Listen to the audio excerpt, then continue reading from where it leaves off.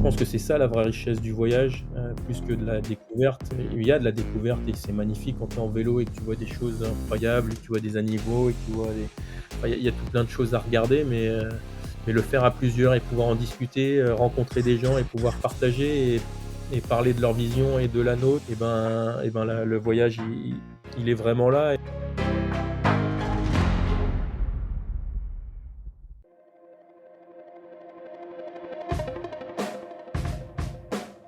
Bienvenue sur Les Frappés, le podcast sur le dépassement de soi et l'aventure. Je suis Loïc Blanchard, entrepreneur, coach et préparateur mental certifié. J'ai été pendant plusieurs années sportif de haut niveau en judo avant de quitter les tatamis pour me consacrer à des sports de plein air comme le triathlon ou partir m'évader sur des treks engagés. Récemment, je suis devenu finisher de la PTL, un ultra-trail de 340 km autour du Mont Blanc organisé par l'UTMB. Depuis la création des Frappés en 2020, j'ai deux objectifs. Le premier, c'est de vous faire découvrir des univers fascinants, qui font rêver. Avec mes invités, on ira naviguer sur toutes les mers du monde. On participera à des expéditions dans les régions polaires ou en Himalaya.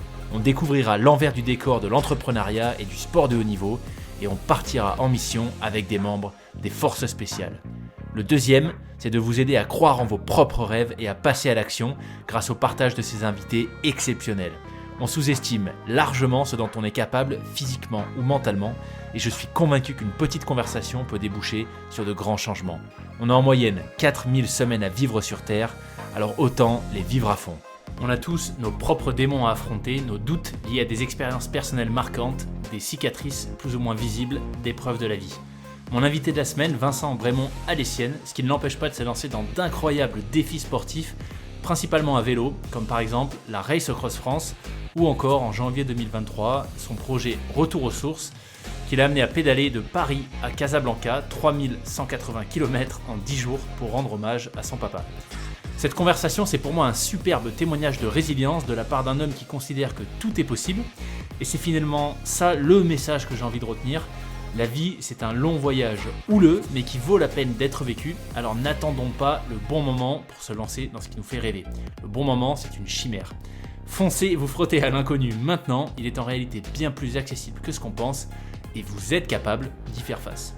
Merci Vincent pour ce magnifique moment d'humanité, excellente écoute à vous les frappés.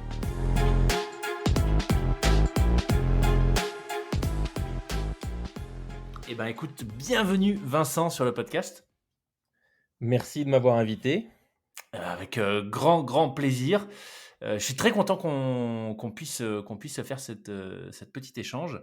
Depuis le temps que je suis tes aventures via Instagram, comme quoi hein, j'étais pas un grand convaincu de la puissance des réseaux sociaux, et puis en fait ça permet quand même de faire de chouettes rencontres. Donc très content qu'on puisse faire cet échange. Ce que je te propose, Vincent, c'est peut-être de commencer par te présenter, de nous expliquer qui est Vincent. Alors Vincent, c'est quelqu'un de compliqué,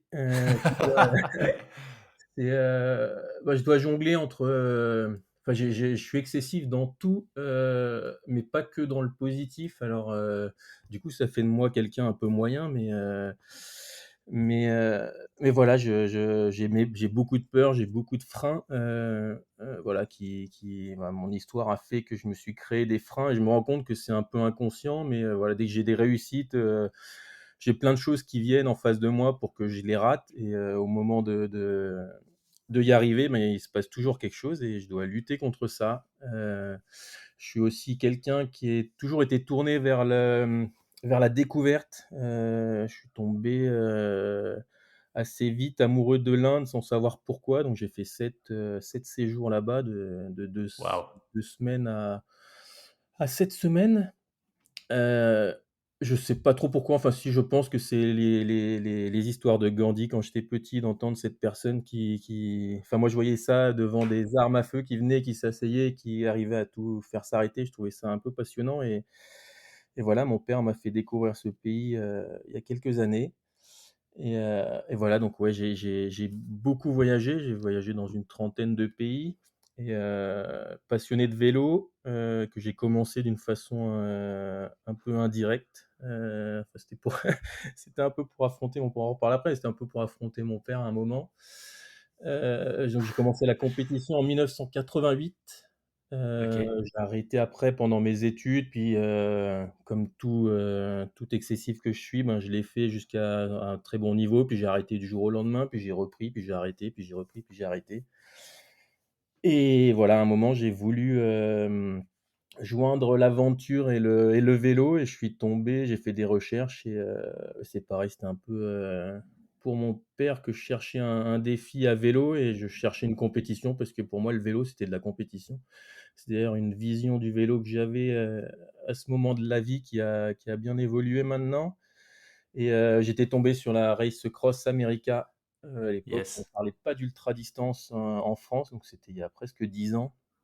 J'ai mis longtemps à venir heu parce que je voulais le faire avec mon père et qu'il est tombé malade, et voilà, après je me suis inscrit, un peu du jour au lendemain sur Race Cross France il y a 3 ans et depuis j'essaye j'ai fait pas mal d'ultra distance, bah, dans les cours je m'y retrouve plus trop donc je suis parti, dans des choses un peu plus solo, certains diront des aventures, moi pour moi c'est de l'ultra distance solo, mais ouais, j'ai fait un Paris-Casablanca en début d'année et d'autres choses depuis et puis j'ai d'autres projets, dans la tête que j'aimerais réaliser dans les années qui arrivent. Excellent. Excellent. Le Paris Casablanca, c'était ton fameux projet retour aux sources, c'est ça? Exactement, ouais. OK. OK, OK. OK, super. Bah, écoute, merci pour l'intro. Sacré parcours. Il y a plusieurs fois où tu as évoqué, tu vois, ton père, par rapport au cyclisme. Quel a été son rôle, du coup, dans le fait que tu te lances dans une pratique et finalement, bah, pour le coup, même si tu dis que tu es dans des excès, que tu commences des choses, tu les arrêtes d'un coup, et cetera, ça, j'ai l'impression que ça dure depuis un moment quand même, tu vois, cet attachement, à ce sport. Ouais, alors, je suis arrivé au cyclisme parce que, mon père faisait du rugby et que moi je voulais faire du rugby, parce que je voulais faire comme mon père, je voulais faire la même école qu'il avait fait, je voulais être, enfin c'était le but de ma vie, c'était de pardon et d'être comme lui. Moi c'est pas et heu et voilà, du coup je voulais faire du rugby comme lui, mais et quand je lui ai dit: «Je voulais le faire dans le club où il était», parce que pour moi, le faire dans un autre club, c'était un peu le trahir et puis, en fait, on avait déménagé, donc lui continuait dans son club, en région parisienne, donc à Ris-Orangis et nous, on vivait en Seine-et-Marne. Du coup, il m'a dit: «Bah oui, il y a pas de souci pour que tu fasses du rugby, mais ce sera, en Seine-et-Marne pour pas qu'on t'emmène jusqu'aux entraînements de là-bas» et ouais, du haut de mes 9 ans, moi, j'ai pas trop compris et j'ai dit: «Ben non, en fait, ce sera dans ton club ou ce sera pas» et puis je suis parti à l'école et puis je suis revenu, j'avais rencontré un copain qui faisait du vélo, j'aimais faire du vélo et j'ai dit: «Bon, ben, ce si c'est pas rugby dans ton club, ce sera vélo, à côté de la maison» et voilà, j'ai commencé, on m'a inscrit en 1988 au club à côté de la maison. OK. Et Donc tu dirais, qu'est-ce que tu as trouvé dans la pratique du vélo qui fait que c'est devenu, j'ai l'impression, de l'extérieur, vraiment un des piliers de ton identité, de ta vie? ouais, ouais, c'est le fil conducteur de ma vie, je pense, ouais, depuis 1988. C'est un peu une des choses, peut-être la seule qui est vraiment constante, Bah, d'abord, j'ai trouvé des amis, quand j'ai commencé en 88, moi j'avais 9 ans, donc on faisait, c'était vraiment on appelait ça une école de cyclisme, donc on appelait ça des jeux cyclistes, on nous met des quilles par terre, on doit faire des zigzags, c'est pour, commencer à apprendre à bien maîtriser le vélo. On passe sur une bascule, et on redescend, puis moi je trouvais ça rigolo. On passait sous une barre, donc on devait se baisser au maximum, ramasser un bidon qui était posé par terre et le reposer plus loin. Et puis on faisait des sprints sur la route très courts et puis on faisait du vélo avec notre vélo de course dans la forêt et toujours dans l'esprit d'apprendre à maîtriser cet outil et je pense que j'aimais déjà le vélo parce que je faisais déjà des petites bêtises dans la forêt avec mon BMX avant de faire ça, mais ouais, j'ai tout de suite aimé le côté jeu à l'époque, et puis le côté liberté. Je pouvais aller, Ouais. à l'entraînement de la maison en vélo, ça je sais pas combien que ça faisait, mais ça devait faire 7 ou 8 kilomètres et ça paraissait déjà énorme quand j'avais 9 ans. Donc je pense qu'il y avait déjà ce côté un peu liberté que j'ai appris à découvrir maintenant mais qui m'attirait déjà. OK. OK. OK et donc c'est ce qui fait cette recherche de liberté ou tu vois, le fait de pouvoir, ressentir, d'avoir ce sentiment de liberté, c'est tu dirais ce qui fait qu'aujourd'hui tu es passé sur de l'ultra aventure ou de l'ultra, où tu tends à aller sur de l'ultra cyclisme hors, course? Ouais, je suis vraiment, tu vois, je suis un cas aussi un peu particulier. Je fais beaucoup d'entraînement en intérieur parce que Ah oui, c'est vrai. partir de la maison, revenir à la maison, pour moi, c'est ennuyant et peu importe ce que je fais. Après, ça fait des années que je suis à cet endroit-là, mais là, j'envisage de déménager. Je pense que si j'arrive dans un autre endroit, ben, ça va me plaire un petit peu, mais partir d'un endroit et revenir à un même endroit, ça peut vite m'ennuyer et comme je suis un excessif, je dois gérer justement ces choses-là. C'est-à-dire que si je commence à m'entraîner comme ça et à rouler et revenir, chez moi et repartir de chez moi, revenir chez moi et que ça m'ennuie et ben, du jour au lendemain, je vais tout arrêter. Et j'ai pas cette notion-là quand je le fais sur home trainer, ce qui peut paraître complètement, surréaliste et ce qui m'aurait paru d'ailleurs complètement surréaliste il y a quelques années où je supportais pas faire plus d'1/4 d'heure d'home trainer.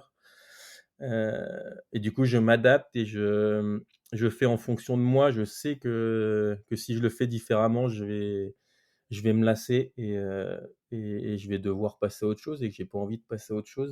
Ouais. Heu, du coup, ouais, je suis passionné de vélo, de partir d'un endroit et arriver à un autre. C'est surtout ça, ouais.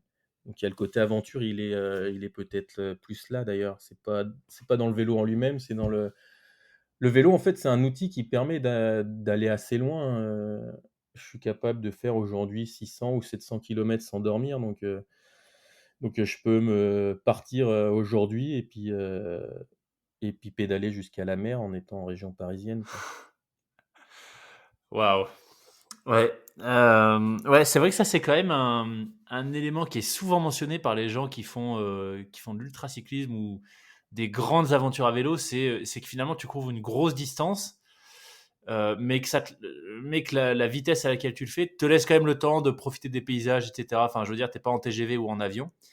Heu, donc c'est vrai que c'est souvent ce qui est mis en avant comme un des aspects qui fait que les gens ont accroché, tu vois? Ce sentiment de liberté, oui, mais aussi le fait que c'est un moyen qui peut t'amener assez loin finalement, à un rythme, je sais pas si on peut dire ça comme ça, mais un rythme un peu voilà, humain quoi, entre guillemets. Ouais, ouais, c'est peut-être même le rythme idéal, je pense.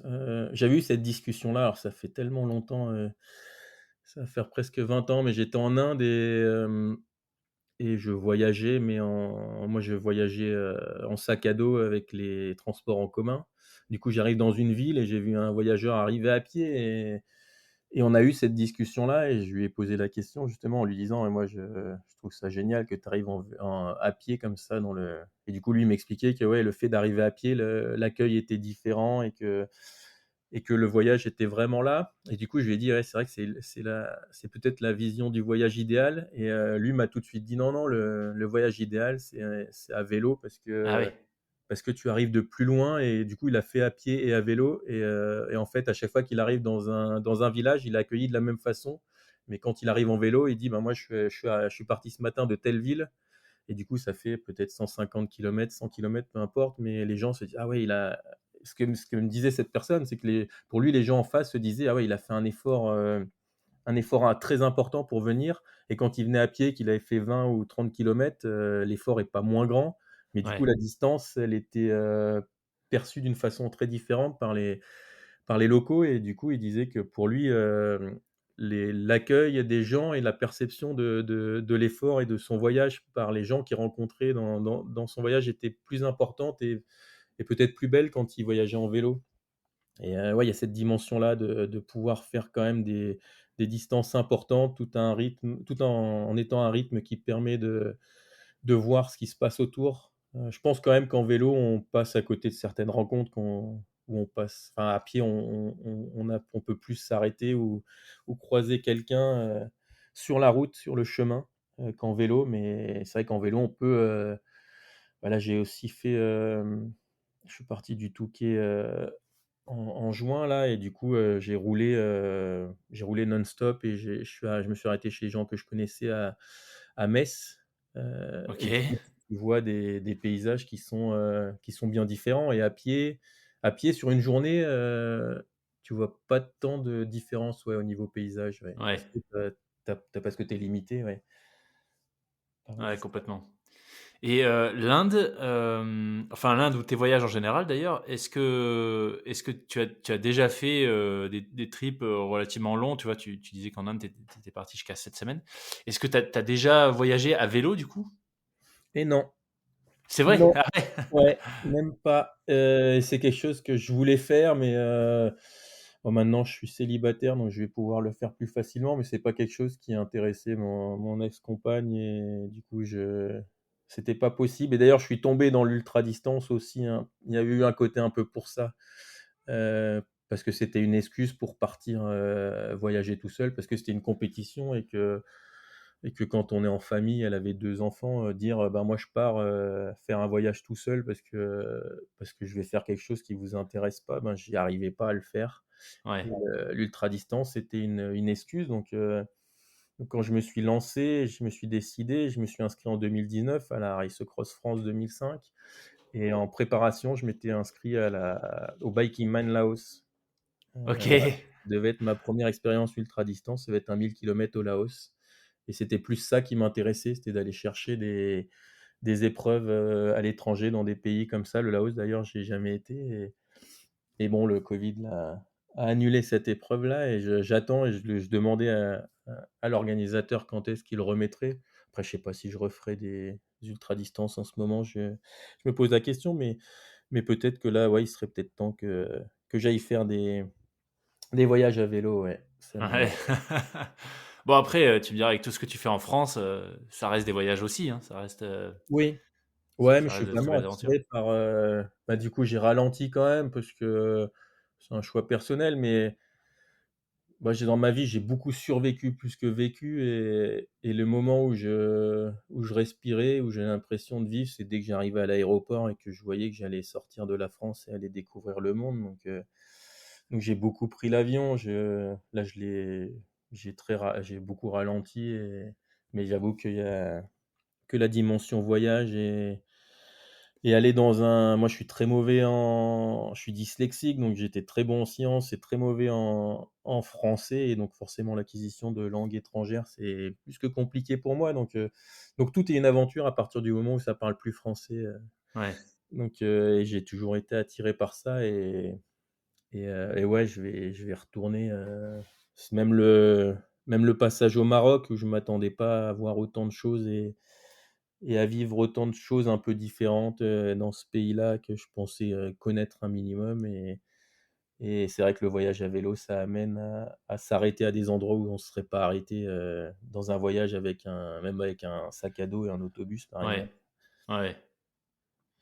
Ouais. Alors, enfin, je dis oui, je l'ai jamais vécu, mais de tout ce que j'entends, effectivement, enfin, encore une fois, tu vois, c'est ça qui revient tout le temps et c'est moi, à titre perso, c'est ça qui m'incite à m'y mettre. Tu vois, quand je vois des récits comme les tiens, bon, là, c'est la première fois qu'on échange vraiment de vive voix et on rentre dans le détail de ce que tu fais, mais je te suis quand même sur les réseaux depuis un moment, donc on va parler aussi de ton projet Retour aux sources, mais de voir tous ces témoignages de gens, tu vois, qui prennent leur sacoche, qui les fixent sur le vélo et qui partent explorer les routes de France ou d'ailleurs.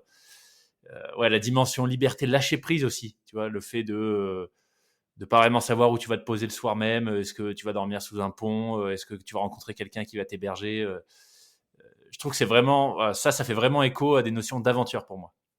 Oui, exactement, ouais. Bah, d'ailleurs, c'est marrant parce on m'a souvent dit, «Mais tu es un aventurier» et pendant un long moment, j'avais du mal à me dire ça parce que pour moi, un aventurier, c'est quelqu'un qui découvrait un endroit qui avait été jamais vu Ah oui, et j'ai eu beaucoup de discussions. C'est marrant parce que on a fait j'ai aussi traversé la France avec un ami là, avec Guillaume, c'était quand? C'était en mars et on s'est arrêté chez des gens et on a parlé d'aventure, on a parlé d'aventuriers professionnels et une de nos hôtes nous disait: «Bah non, mais lui, c'est pas un aventurier parce que sa dernière aventure, il a pas dormi sous tente» et ah ouais. ce jour-là, j'ai compris que chacun, en fait, avait sa définition de l'aventure et que, du coup, le soir même, je crois, j'ai cherché le mot aventure Bah, sur internet, hein, sur mon téléphone et ce qui en ressortait, c'est l'aventure, c'est juste le fait d'affronter une situation dont on n'a pas l'habitude d'avoir devant soi. Ouais, C'est-à-dire que quelqu'un qui malheureusement a grossi pour, je sais pas quelle raison, je dis ça parce que j'ai des problèmes de poids je pense, mais qui peut pas bouger de chez lui parce qu'il est malade, ben, pour lui se lever et aller dans son salon, c'est déjà une aventure. Et c'est pour ça aussi que chaque aventurier, on les voit, ils évoluent dans des domaines, ils vont de plus en plus loin. C'est parce qu'ils ont décalé ça c'est plus une aventure parce que voilà, dormir en extérieur, je l'ai fait. Bah, dormir en extérieur dans le monde polaire, je l'ai fait. Ah bah, du coup, on va le faire sans tente et puis du coup, il y a un peu une escalade parce que, finalement, je sais pas s'ils le font consciemment, mais l'aventure, c'est aller chercher ce qu'on n'a pas l'habitude de vivre et forcément, quand on vit quelque chose qu'on n'a pas eu l'habitude de vivre, ben, on décale le côté aventure pour soi. ouais, Et voilà, ouais. j'avais du mal à me dire que j'étais un peu aventurier, mais en fait, on est tous des aventuriers. Donc c'est Ouais, je rigolo. suis complètement d'accord avec toi et tu vois, je prends très souvent l'exemple d'une invitée que j'ai eue qui s'appelle Chloé Dardelé qui fait des voilà, par conviction, heu, par choix et cetera, elle ne fait que des micro-aventures en France. Elle Oui, travaille vers, Grenoble, je crois. Alors je sais pas si tu avais écouté son oui, épisode, oui. mais voilà, elle a un van, dans lequel, à partir duquel elle est basée, enfin elle se base tous les week-ends pour partir faire des randos, du packraft et cetera. Et en fait, on avait beaucoup parlé de ça, tu vois? Du sentiment de dépassement et cetera, à travers des si tu veux des comme tu dis, des expériences, chacun à son niveau, de choses qu'on n'a jamais fait. Et après avoir écouté son épisode, je pense que c'était après, j'étais parti, faire une nuit à la Belle Étoile, donc sans tente, juste, matelas, duvet, en Suisse. Pas très mais vraiment, tu vois, après le taf, je suis parti, puis je suis rentré le lendemain. Et ben, franchement, ça fait des super souvenirs et c'était pas un truc, auquel j'étais habitué. Et comme tu dis, tu vois, voilà, mais quand tu l'as fait quelques fois, bon bah, c'est quelque chose que tu entre guillemets, que tu maîtrises un peu, donc tu cherches autre chose. Mais en fait, il faut pas sous-estimer, je suis complètement d'accord avec toi, le côté aventure enfin, la dimension d'aventure qu'on peut avoir dans nos vies sans prendre l'avion, sans partir, loin, longtemps, faire des trucs hyper durs, dormir à la Belle Étoile déjà, franchement, aller le faire ou courir de nuit, tu vois? Tu te fais un trail de nuit, si tu l'as jamais fait, c'est intéressant comme expérience. Ouais, exactement, ouais. Ouais, je pense qu'il y a pas et ça m'énerve énormément quand les gens essayent de se comparer et dire: «Ouais, mais toi, tu es pas un aventurier parce que tu fais ça et moi je fais ça» ou «Toi, tu es pas un vrai cycliste». Alors ça, c'est dans le monde du vélo, ça c'est très énervant parce que là, j'ai parlé aussi avec une personne qui est en train de faire un Tour de France et quand on parlait, elle disait qu'elle était un peu, heu pas acceptée par les vrais voyageurs à vélo parce qu'elle voyage plutôt léger, mais qu'elle était pas vraiment acceptée par les soi-disant bikepackers parce qu'elle voyageait un peu lourd par rapport aux bikepackers et qu'en fait, c'est juste une personne qui part sur un vélo donc on Ouais, est tous cyclistes et que ceux qui cherchent à savoir, si enfin, je sais pas, ils perdent tellement leur temps pour des conneries, enfin bon. Mais ouais, l'aventure, elle est en elle est face à nous et puis tout le monde peut en vivre et effectivement, une micro-aventure, c'est pas moins intéressant qu'une aventure plus ouais, longue et sur une aventure longue, finalement, quand tu parles, tu dis: «Tu as passé un bon moment et tu as découvert des choses parce que tu avais pas l'habitude de dormir à la Belle Étoile». Ben, si tu pars sur une aventure et que tu fais ça pendant 15 jours, ben, la 15e nuit et ben, elle te procurera moins d'émotions que la première que tu as passée tout seul comme ça. ouais. Et elle est là la réalité quand c'est juste on a tous des choses qui nous font peur, tous des choses qui nous font pas peur et ce qui me fait peur à moi me fera pas peur à quelqu'un à côté et inversement et voilà, on a tous des choses à chercher, mais il faut le chercher en soi, c'est ça qui est important, en fait. Ouais, je suis complètement d'accord avec toi. Alors tu disais un peu plus tôt quand tu parlais du voyage, j'avais un peu l'impression que c'est la façon dont tu l'exprimais, que c'était un peu un exutoire, enfin ta soupape de décompression, ton moyen de vraiment de t'évader, tu vois? De partir en voyage, de te sortir d'un quotidien, peut-être un peu, enfin parfois difficile à gérer. Et tu disais que tu as eu le sentiment de plus avoir, survécu que vécu. Et du coup, tu me dis si tu es OK pour qu'on parle de ça. Mais comme on est quand même sur le podcast de la résilience, je me dis qu'il y a sans doute des choses très intéressantes, que tu pourrais nous partager. Ce sentiment, tu dirais qu'il est lié à quoi et comment est-ce que tu l'as géré? Parce que encore une fois, tu vois, d'un point de vue extérieur, tu fais des choses quand même, que moi je trouve assez extraordinaires qui sont pas forcément à la portée de tout le monde. La Race Across France, ton très long voyage, euh, retour aux sources. Bref, voilà, es capable de te lancer dans des défis qui demandent énormément d'engagement. Donc je serais curieux de savoir, tu vois, euh, quand tu parles de la vie en général, où tu as plutôt été en mode survie, qu'est-ce qu'il y a derrière ça? Alors, bon déjà, ouais, moi, j'ai aucun souci de parler de tout, donc ça avec plaisir. Si bah, je te redis, mais ouais, je peux y avoir des moments d'émotion parce que je suis un peu hypersensible, mais c'est pas pour autant que j'ai pas envie d'en parler, je le dis parce que ça peut revenir. En fait, tout est lié un peu à mon enfance où j'ai pas réussi à trouver ma place dans ma propre famille et que c'était compliqué. Il y a pas eu de méchanceté ou pas eu de je sais pas, je pense que j'ai un côté un peu différent, je sais pas, c'était compliqué. Ça a été compliqué avec mon père, ouais, qui nous a eu peut-être un peu jeunes et qui faisait des blagues, sur moi pour faire rire des adultes sur mon poids et que moi j'étais en surpoids petit, que c'était compliqué à entendre et de voir tous ces adultes en rigoler, ça a creusé un fossé entre lui et moi et après on a été un peu à l'affrontement pendant des années et heu et ouais, c'est tout ça qui m'a, ça a été une force parce que j'ai été quelqu'un d'hyper fort et à rien montrer pendant des années et hem ouais, ça m'a même coulé parce que pendant plusieurs années de ma vie, j'ai pensé que la mort serait plus, facile que la vie alors que je suis claustrophobe et que la mort c'était un monde qui, petit, me faisait peur parce que c'était un moment où je pouvais plus bouger et que c'est la chose qui me fait le plus peur dans la vie.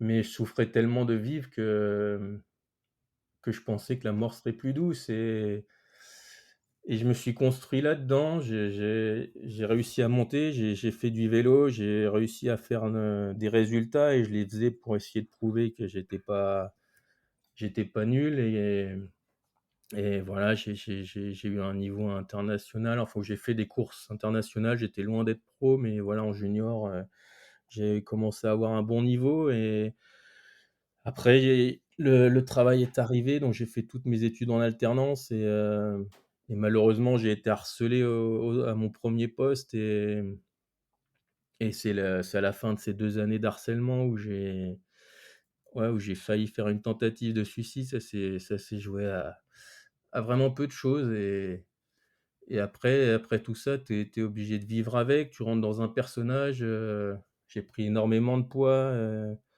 je faisais rire tout le monde avec mon poids parce que je pensais que c'était la seule chose à laquelle je pouvais servir, aux autres, à faire le clown, à les faire rire et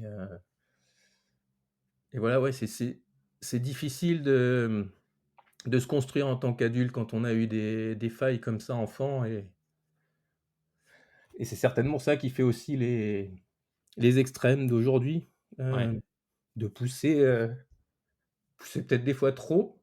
Hem, D'ailleurs, c'est pour ça que les courses d'ultra distance, je suis pas sûr d'y retourner parce que dès qu'il y a quelque chose, une réussite, il y a mon corps qui essaye de faire de ça un échec et du coup, je dois lutter contre ça et il y a des périodes où voilà, j'ai chuté l'an dernier, j'en suis vraiment pas fier et je veux pas retourner là-dedans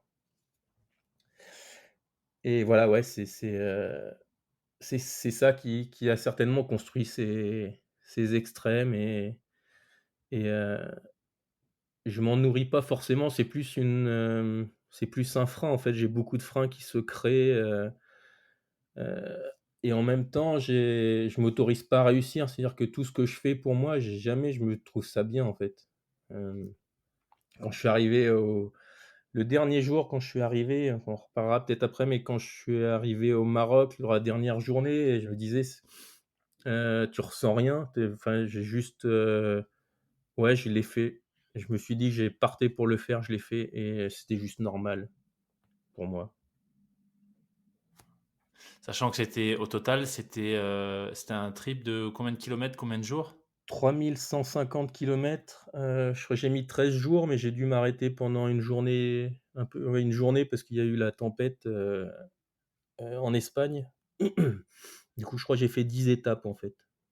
D'accord. Ah ouais, punaise. OK. Ouais, donc c'était quand même un énorme morceau.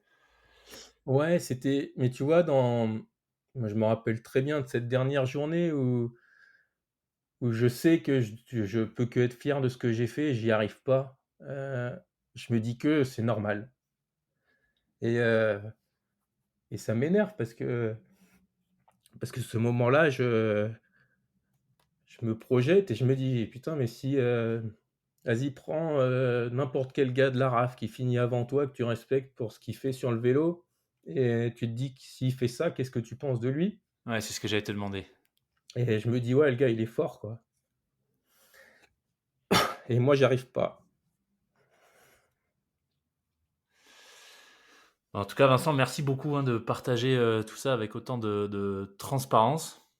Hem et bah, j'allais te poser la question un peu plus tôt, mais tu vois, sur est-ce que, enfin, ce que tu expliquais sur, voilà, les freins liés à ton enfance, est-ce que le vélo, à un moment donné, tu as eu le sentiment, ou le vélo, ou tes voyages, tes expériences d'adulte, tu as eu le sentiment que ça t'a permis de, tu vois, de tourner une page, entre guillemets, ou en tout cas, sans oublier tout ça, parce que je pense qu'on n'oublie jamais son histoire, mais de t'en servir comme une base, un socle, quelque chose qui vient autant que possible, tu vois, nourrir d'autres projets. Ou est-ce qu'au contraire, c'est plutôt un travail qui est encore en cours et que tu dois encore gérer aujourd'hui? Ouais, c'est clairement un travail. J'ai un peu lâché l'affaire sur l'idée que j'arriverais enfin, je me suis fait accompagner plusieurs fois pour travailler là-dessus, mais j'ai un peu lâché l'affaire de me dire qu'un jour je serai en paix avec moi-même complètement par rapport à tout ça. Il y a des choses, quand c'est ancré dans l'inconscient, c'est quand même hyper compliqué d'y aller et de changer les choses. Je suis conscient que c'est compliqué, de faire certaines choses que je fais et pourtant j'arrive pas à trouver de c'est pas du plaisir, j'en ai, mais j'ai du plaisir à découvrir, mais j'ai pas de tu vois, même la Race Cross France, la première année où je l'ai fini, je me rappelle de tous ces podcasts où j'entends des gens dire: «Mais ça a changé ma vie, je suis plus le même personne après, j'ai réussi quelque chose d'extraordinaire» et moi je suis arrivé sur la ligne, j'ai fait: «OK, c'est tout, ben, ouais, je suis arrivé, quoi»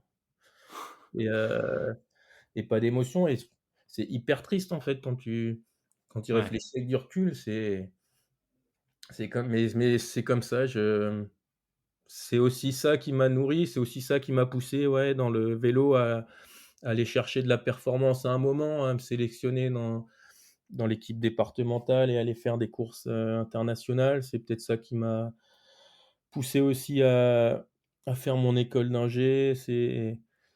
Mais c'est aussi ça qui me pousse à travailler beaucoup et dans le monde de l'entreprise, c'est pareil, je suis un peu en rupture parce que je suis dans un grand groupe et que je me rends compte qu'aujourd'hui, les gens qui réussissent, c'est des gens qui passent 80 de leur temps à communiquer et moi, je passe 99 de mon temps à travailler donc du coup, ça m'a poussé à me dégoûter. Je respecte même plus l'entreprise pour laquelle je travaille et heu et je sais que je vais démissionner. D'ailleurs, j'ai préparé le mail pour l'envoyer. Tu vois? Je vais peut-être l'envoyer aujourd'hui, mais et je en fait, il y a pas de place pour les gens comme moi dans des sociétés comme ça et je pense pas réussir à changer ça parce que c'est gravé, en fait, dans mon inconscient et je me trompe peut-être et j'espère que ça changera, mais aujourd'hui, j'y crois plus. Par contre, ce que je crois, c'est que je suis le maître de ma vie et que là, aujourd'hui, ça me correspond pas et même si j'ai une sécurité de l'emploi dans un gros groupe et ben, il est temps de partir de ça, même si j'ai pas de projet fixe. J'ai entre guillemets «la chance», même si pour moi c'est compliqué d'être seul dans ma vie et de plus avoir de famille, mais voilà, il est temps de changer tout ça et de prendre le risque de de de partir aussi dans l'aventure de ma vie et d'essayer de construire quelque chose peut-être autour du vélo. J'ai des idées, mais j'avoue que j'ai jamais eu autant peur de ma vie que de que de démissionner et de me lancer dans quelque chose qui est, financièrement, ouais. Il y a peu de chances que ce soit viable, en fait, mais je sais que je vais le faire, c'est juste une question de temps. Ouais, l'aspect financier sur les sujets de reconversion, j'ai l'impression que c'est quand même systématiquement le la plus grosse crainte, tu vois, qui arrive, et celle qui arrive en premier, c'est comment je vais faire. J'en parlais il y a pas très longtemps avec quelqu'un avec qui je travaille là, et alors je le partage comme ça, pas forcément pour toi, hein, mais moi c'est quelque chose qui m'avait aidé quand j'avais décidé qu'il était temps de démissionner de chez Apple. Et en fait, j'avais fait un exercice tout bête qui était vraiment pour enlever l'émotionnel, tu vois, de ce sujet-là. Analyse détaillée de mes dépenses, combien est-ce que j'avais besoin exactement pour les choses, on va dire, essentielles, tu vois, un loyer pour un appart correct, manger normalement, etc. Et en fait, ça m'avait vachement aidé à me dire, non mais j'ai pas un rythme de vie, tu vois, qui est extravagant. Finalement, j'ai pas besoin de tant que ça.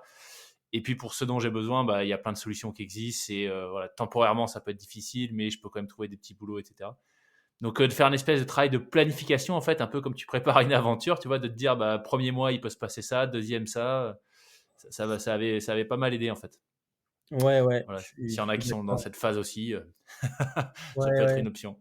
Mais après, tu vois, je pense qu'en parlant comme ça, c'est plus une peur de en fait, avec mon histoire, échouer, c'est compliqué pour moi et je pense que c'est plus la peur d'échouer que de parce que Ouais, financièrement, en fait, je l'ai déjà travaillé et là, j'ai signé la vente de ma maison, donc je vais partir et j'aurai plus de crédit et j'aurai de quoi, c'est pour ça que je crois que je l'ai dit un petit peu en début de podcast, mais il y a des grandes chances qu'avant la fin de l'année, je quitte la région parisienne pour ailleurs et normalement avec la vente de ma maison, je devrais pouvoir racheter quelque chose cash, donc j'aurais même pas de loyer donc tu vois, j'y pensais même pas, mais ouais, c'est tu te crées des freins et tu te crées des excuses ouais, et je pense que c'est même pas un côté financier. J'ai peur de pas réussir, là où je veux aller et pourtant je suis consciemment enfin, tu vois, c'est encore un truc dans l'inconscient parce que moi, j'ai aucun souci à échouer, tu vois? Je me suis lancé dans 2 projets il y a peu de temps et les 2 j'ai échoué et c'est pas grave en fait, ouais, ouais. j'y suis allé, je l'ai pas fait, j'ai fait ce que j'avais à faire et je suis en accord avec moi mais ouais, il y a un peu cette peur-là d'échouer et que ça peut-être que ça nourrisse dans le conscient ou l'inconscient des gens autour de moi que je suis pas suffisamment fort ou je sais pas. Il y a quelque chose de plus, ouais, je parle de financier, mais finalement le financier, ça fait 3 ans que je supporte plus ma boîte et que je prépare ce départ-là donc c'est une fausse, c'est une Ouais. fausse excuse, ouais. Clairement, c'est une fausse excuse, mais ouais. Est-ce que tu as le sentiment, enfin, c'est pas un sentiment, mais est-ce que tu as une croyance par rapport à une épreuve ou un type d'aventure, où tu te dis: «Voilà, si je fais ça, si j'arrive à faire ça, là, je pourrais me dire que je suis fort, que je suis capable, tu vois, de réaliser de grandes choses, et cetera». Est-ce que tu as un format d'épreuve en particulier, je veux dire quelque chose d'assez clair, d'assez précis en tête, hem, ou pas vraiment? Non et même rien, en fait, tu pourrais me dire, en fait, moi, j'ai ce côté extrême, i demain, tu me dis, on part faire, n'importe quoi, tu me dis le truc le plus fou, je te dis: «Vas-y». J'ai aucune Je pense, foncièrement que tout est possible, en fait. C'est juste une question de temps. C'est-à-dire que si tu me dis: «Demain, tu pars faire le tour du monde à vélo», je pars faire le tour du monde à vélo. Tu me dis: «Je pars faire le tour du monde à vélo en 10 jours», là, je vais te dire: «Non, c'est pas possible», mais faire le tour du monde à vélo, c'est possible et du coup, c'est ça aussi qui fait qu'à la fin de mes aventures, j'ai pas ce sentiment de réussite et de me dire: «Ouais, c'est bien ce que tu as fait». C'est quand je pars, pour moi, il y a pas de T'as pas il y de a doute sur le fait que tu peux le faire? ouais, mais pas que moi, hein. Je pense qu'il y a pas de doute sur le fait que n'importe qui peut le faire. C'est-à-dire qu'à partir du moment où n'importe quelle personne se dit: «Bah, moi, j'ai envie de faire ça», si elle a envie, elle va y arriver. La seule limite, c'est le temps. C'est-à-dire que quand tu pars sur une épreuve, d'ultra distance, comme la RAF, tu as 10 jours pour faire 2 500 kilomètres. OK, ça peut être là la limite. C'est-à-dire que toi, tu es peut-être capable de le faire en 11 jours et tu es peut-être pas capable de le faire en 10 peut-être. Mais si tu as envie de le faire, bah, tu vas t'entraîner et tu vas le rentrer dans les 10 jours. Donc il y a juste une question de temps, mais après il y a rien qui dans ma tête me fait dire que c'est pas possible. Mmh. Ouais, donc du coup, forcément, une fois que tu arrives au bout de tes aventures, si déjà, a priori enfin, si au départ, l'état d'esprit c'était, «Je me lance pas dans un truc complètement inaccessible», bah, du coup, ouais, enfin, je veux dire, si le postulat de base c'est, «Je suis complètement capable de le faire et j'ai pas de doute là-dessus», ouais, j'imagine que ça doit jouer un peu sur la satisfaction à l'arrivée. Ouais, j'ai eu cette discussion-là, ouais, je pense que c'est exactement ça. Que c'est quelqu'un qui me l'a fait remarquer, en fait et moi je le comprenais pas, tu vois? Comme je te dis, je passe cette dernière journée à me dire: «Putain, si lui il le fait», je me dis: «C'est un monstre et qu'il est fort» et que moi je me dis: «Bah, voilà, maintenant toi, tu le fais, c'est normal» et c'est normal parce que, quand je pars, je me dis pas que c'est fou d'aller faire, 3 150 kilomètres. Je pars en me disant: «Je vais rendre hommage à mon père et je vais y arriver, en fait». Et peu importe. Et pourtant j'avais un délai assez court et du coup il y a eu plein de péripéties et que, j'ai enchaîné deux étapes que j'avais prévues en une après l'arrêt, à cause de la tempête parce que j'étais pas sûr d'arriver au bout, dans le dans le temps que j'avais pour le faire, ouais, quand j'arrive au bout, j'ai fait ce que j'avais dit que j'allais faire. Point barre. Alors, ça fait plusieurs fois qu'on l'évoque, ce fameux projet Retour aux sources. Comment est-ce que, déjà, en quoi est-ce que ça consistait? Et qu'est-ce qui t'a décidé à organiser une expérience pareille? Bah, c'est déjà le goût de l'aventure, donc je me suis dit: «Là, il est temps que je fasse quelque chose qui me plaise et qui me corresponde». Donc j'avais plusieurs idées en tête et en fait, toutes les idées, elles étaient reliées à mon père donc mon père était commercial à l'international, il adorait le Japon, donc j'avais dessiné un tour du Japon. Il m'a emmené en Inde la première fois, mais tu vois, il m'a pas emmené en Inde parce que moi j'avais envie d'aller en Inde, mais il m'avait emmené en Inde à l'aéroport à Paris et il me dit: «Mais tu vas voir, ça va enfin t'apprendre la vie, tu vas voir ce que c'est que la misère et que, voilà, que la vie c'est pas facile» et que, tu vois, il avait une vision de moi qui était complètement erronée, mais bon. Heu et heu et du coup, je me suis dit: «Ben, on peut aussi partir de la maison», et mon père est né au Maroc, c'était, ce qu'on appelait des pieds noirs, donc ils ont été Ouais. virés au moment de l'indépendance. Ils ont tout quitté, enfin mon grand-père a tout quitté en emmenant sa femme et ses 2 enfants, ils sont arrivés à Perpignan et après ils ont vécu à Tours, donc le principe, c'était de rendre hommage à mon père.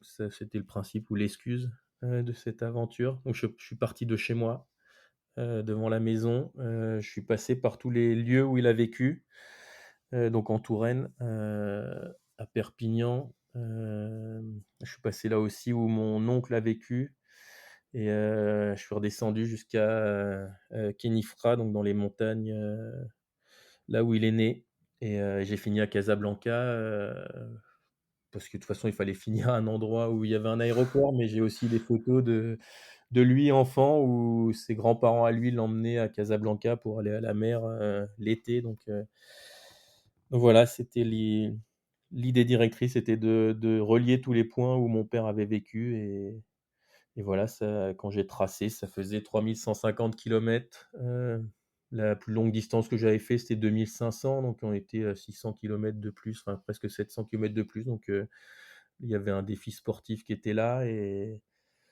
voilà, l'idée a germé de là. Et ça, ta famille, tu disais que petite, tu as le sentiment d'avoir eu du mal à trouver ta place. Ta famille, quand ils ont découvert ce projet, qui, enfin, encore une fois, qui d'un point de vue sportif est quand même, très engagé, ça a été quoi les réactions? En fait, on n'est pas très démonstratif, donc on m'a pas dit grand-chose. Après il y a mon père avait, un frère et une sœur et il y a un frère et une sœur qui ont coupé les ponts le jour de l'enterrement de mon père. Donc je sais pas, et le grand frère de mon père, lui, m'a suivi et puis il m'a envoyé des messages, ouais, régulièrement et lui nous envoie toujours un SMS par semaine à moi et mon frère depuis le décès de mon père, mais ouais, on a du mal à peut-être que ça vient aussi de l'histoire de cette famille, mais on se dit pas les choses et donc je sais que lui était fier que je fasse ça, mais je ou je l'entends peut-être plus, je sais pas. Mais Ouais, je l'ai pas entendu formaliser, non. OK. D'un point de vue, plus logistique et là, c'est une question intéressée parce que je bon, ça va te faire marrer, hein, mais je prépare mon premier trip à vélo de 3 jours, voilà, où il doit y avoir je pense qu'il y a peut-être moins de 100 kilomètres, moins de 300 kilomètres pardon, donc moins de 100 par jour. Donc voilà, un échauffement pour toi, mais je me pose des questions sur, tu vois, qu'est-ce que j'emmène, la tente, machin, est-ce que je prends vraiment une tente, sachant que ça va être en plein été, un duvet. Quand tu pars pour un trip comme ça de 3000, enfin plus de 3000 bornes, c'est quoi les, maintenant que tu es rodé, je suppose, c'est quoi les essentiels, euh, ce que tu emmènes avec toi?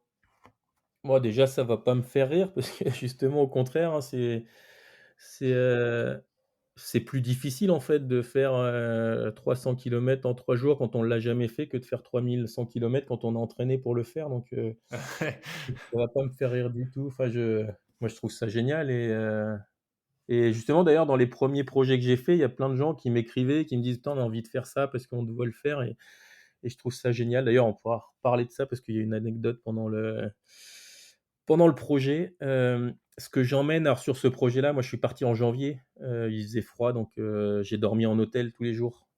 OK. J'ai dormi en hôtel tous les jours et j'ai passé, enfin ouais, j'ai eu une moyenne roulée qui était très faible par rapport à ce que je peux faire d'habitude. Je suis parti vent de face donc en fait, on est arrivé aux hôtels très tard, entre 2-3 heures du matin. Heu, J'avais embarqué aussi un vidéaste, hein, Ben, Yes. qui m'a suivi et heu et du coup, lui était très fatigué parce que dans la voiture, je pense que c'est plus compliqué, en fait, de faire des sauts de puce, de penser: «Tiens, il faut que je le filme à tel endroit», chercher l'endroit qui va être sympa à filmer, l'endroit donc lui m'a dit à la fin de la France qu'il avait failli s'endormir donc j'ai ralenti les étapes, plus pour lui que pour moi. Moi, j'étais fatigué, c'est compliqué, mais j'aurais pu continuer sur ce rythme de 315-320 kilomètres par jour. Mais lui, enfin, je pouvais pas continuer en me disant: «Il allait peut-être avoir un Ouais. accident de voiture». Donc le moment où il m'a dit ça, j'ai dit: «Ben, là, tu arrêtes, tu vas tout de suite à l'hôtel, tu dors et moi je te rejoins et on repart demain». Mais tu vois, lui, c'est pareil, lui, ça a fait une aventure. Moi, je suis arrivé et il était en train de dérocher, de travailler, donc j'ai compris, ce jour-là qu'on allait réduire les étapes parce que j'allais pas le mettre en danger. Donc là, j'ai fait tout en hôtel. Sur une Race Cross France, il y a des bases de vie, et sinon je dors vraiment à l'arrache. J'emmenais rien du tout et je me posais, sur le bitume ou n'importe où, à des moments où j'avais besoin de dormir Mais donc donc tu j'ai avais pas quoi, une couverture de survie ou un bivy quand même rien, ou? même Ah ouais, rien. rien? Ah ouais! Ouais, rien, ça m'est arrivé, alors je l'ai regretté parce que j'ai eu froid, hein, mais ouais, c'est aussi pour ça que l'ultra distance en mode course, je suis pas sûr d'y retourner parce que comme je suis un excessif et que enfin moi je suis enfin tu vois dans la vie, on m'a jamais croisé et on m'a jamais essayé de me recruter pour être, dans une équipe de vélo, tu vois? Et par contre, dans des bars, on m'a déjà proposé plusieurs fois de rentrer dans une équipe de rugby.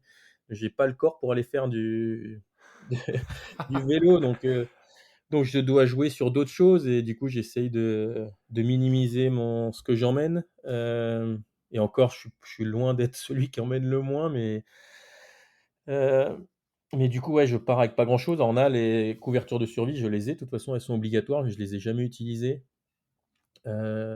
Cette année, je devais y retourner, d'ailleurs, je devrais être dessus et j'ai décidé de renoncer après la Race Cross Paris, donc ça a été encore une année où je devais faire des épreuves et ça a été compliqué. Je sais j'en ai une encore où je suis inscrit, donc ça m'a coûté très cher ces courses, mais du coup, j'ai pris le départ de Paris et ouais, il y a eu un accident d'un concurrent et ça m'a rappelé mon incident à moi et c'est un peu compliqué mentalement, d'y retourner.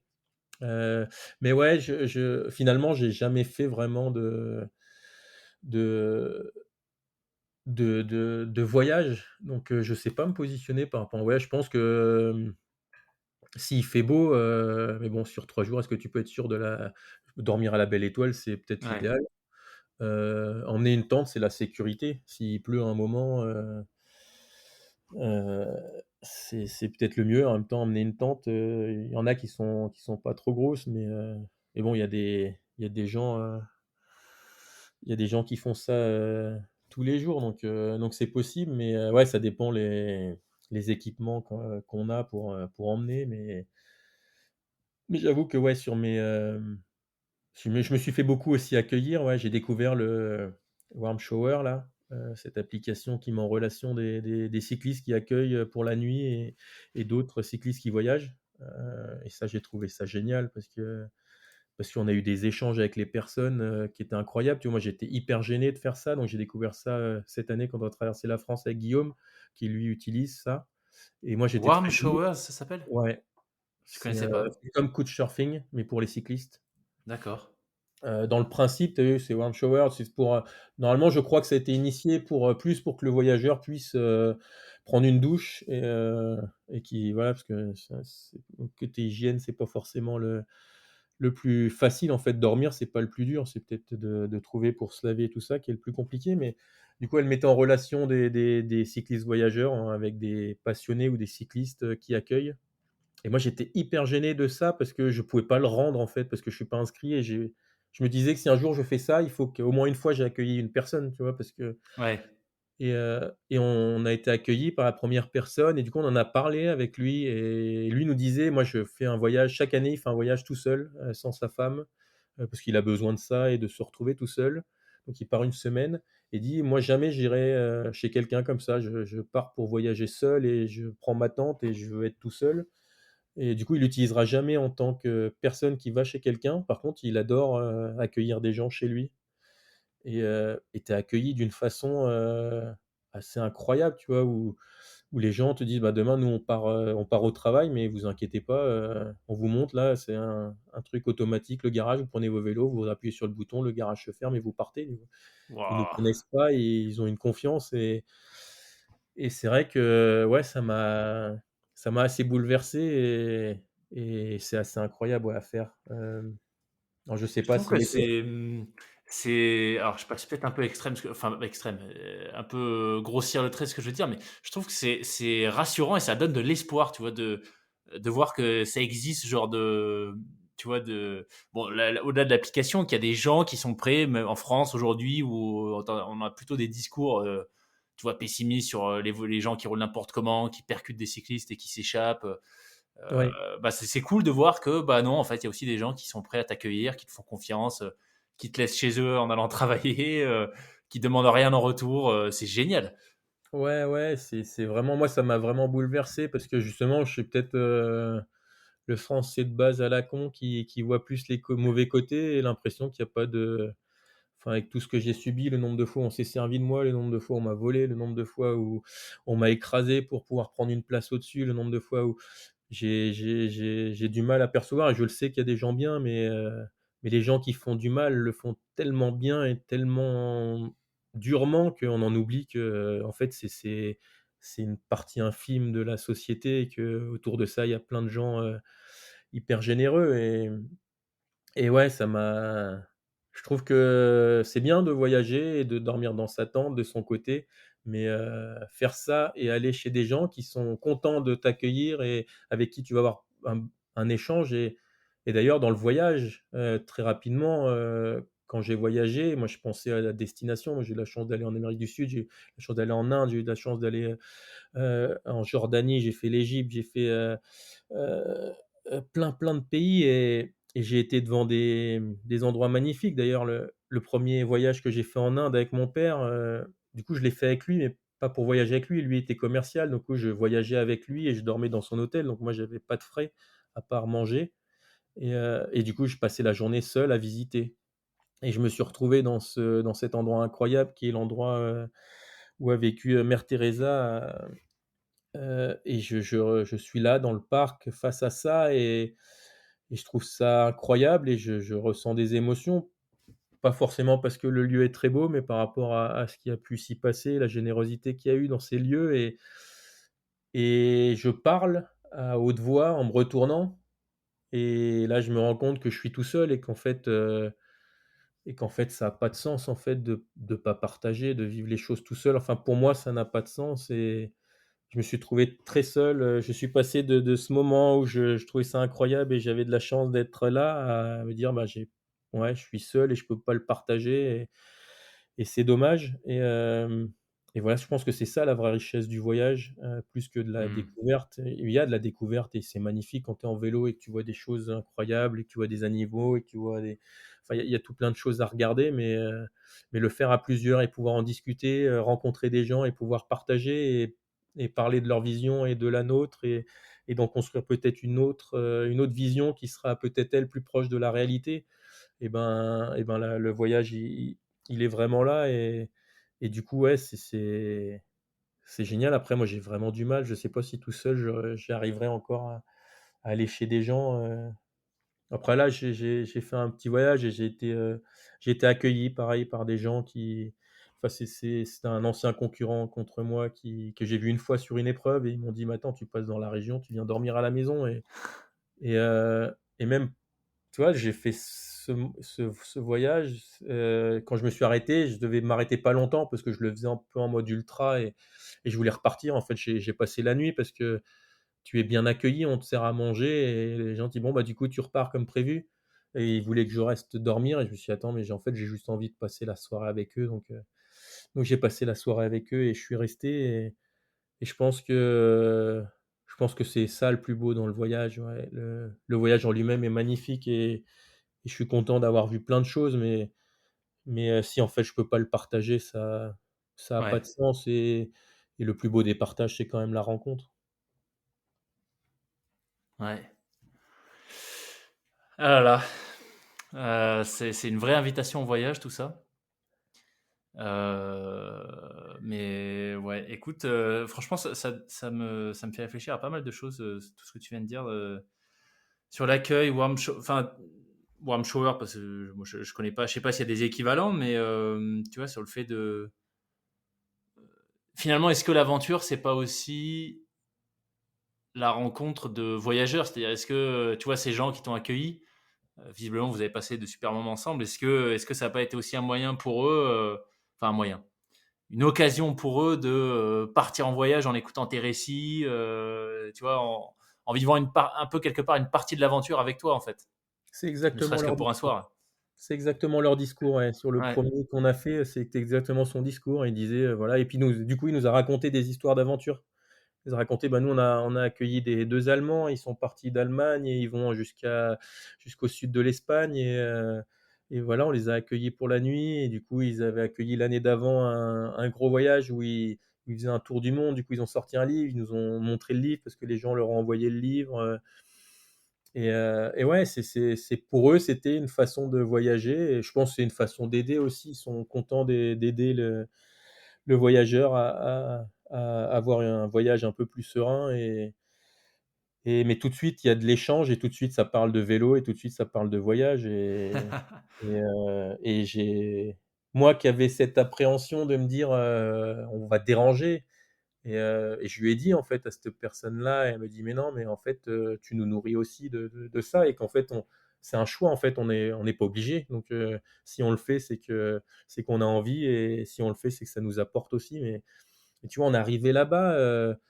toi, normalement, c'est dans le je pense dans le principe originel de cette, truc, c'est vraiment fournir un coin d'eau, mais ça peut être un tuyau dehors, tu vois? Juste pour pouvoir se rincer. Du coup, ça a dévié dans les gens l'accueil, mais là, ils nous ont tous nourris, en fait et les gens là, ils nous avaient préparé des choses à l'avance, eux avaient mangé parce qu'ils mangeaient tôt, «Ah mettez-vous à table», ils nous ont servi, enfin on était mieux accueillis que si on était dans un restaurant, «Demain si vous repartez, si vous voulez des choses», ah non, non, attends, moi j'étais hyper mal à l'aise en fait de ça. Mais peut-être qu'eux, s'ils auraient encore préféré que je dise: «Oui, bah je veux bien prendre, une part de brioche pour demain et Ouais. partir avec», parce qu'ils ont l'impression peut-être d'avoir d'aider à ce voyage et ouais, c'est pareil, ouais, ça, c'est des pensées un peu limitantes de se dire, on va plus se gêner qu'autre chose, mais Ouais. Mais ouais, en racontant ça, je me dis j'ai la joie de me dire que ça a apporté aussi quelque chose, dans chez eux et ouais, je trouve ça beau. Ouais. En termes de pensée limitante, avant que j'oublie, j'ouvre une petite parenthèse, mais tu parlais du gabarit. Tu n'as pas forcément un gabarit de cycliste, mais plutôt de rugbyman. Moi, c'est un Ouais, truc avec lequel je me bats avec moi-même aussi depuis un moment, parce que bah, j'ai fait du judo, donc, et puis dans des catégories plutôt lourdes, tu vois, que si je fais pas gaffe, je suis très très proche de la barre des 100 kilos, voire un peu au-dessus.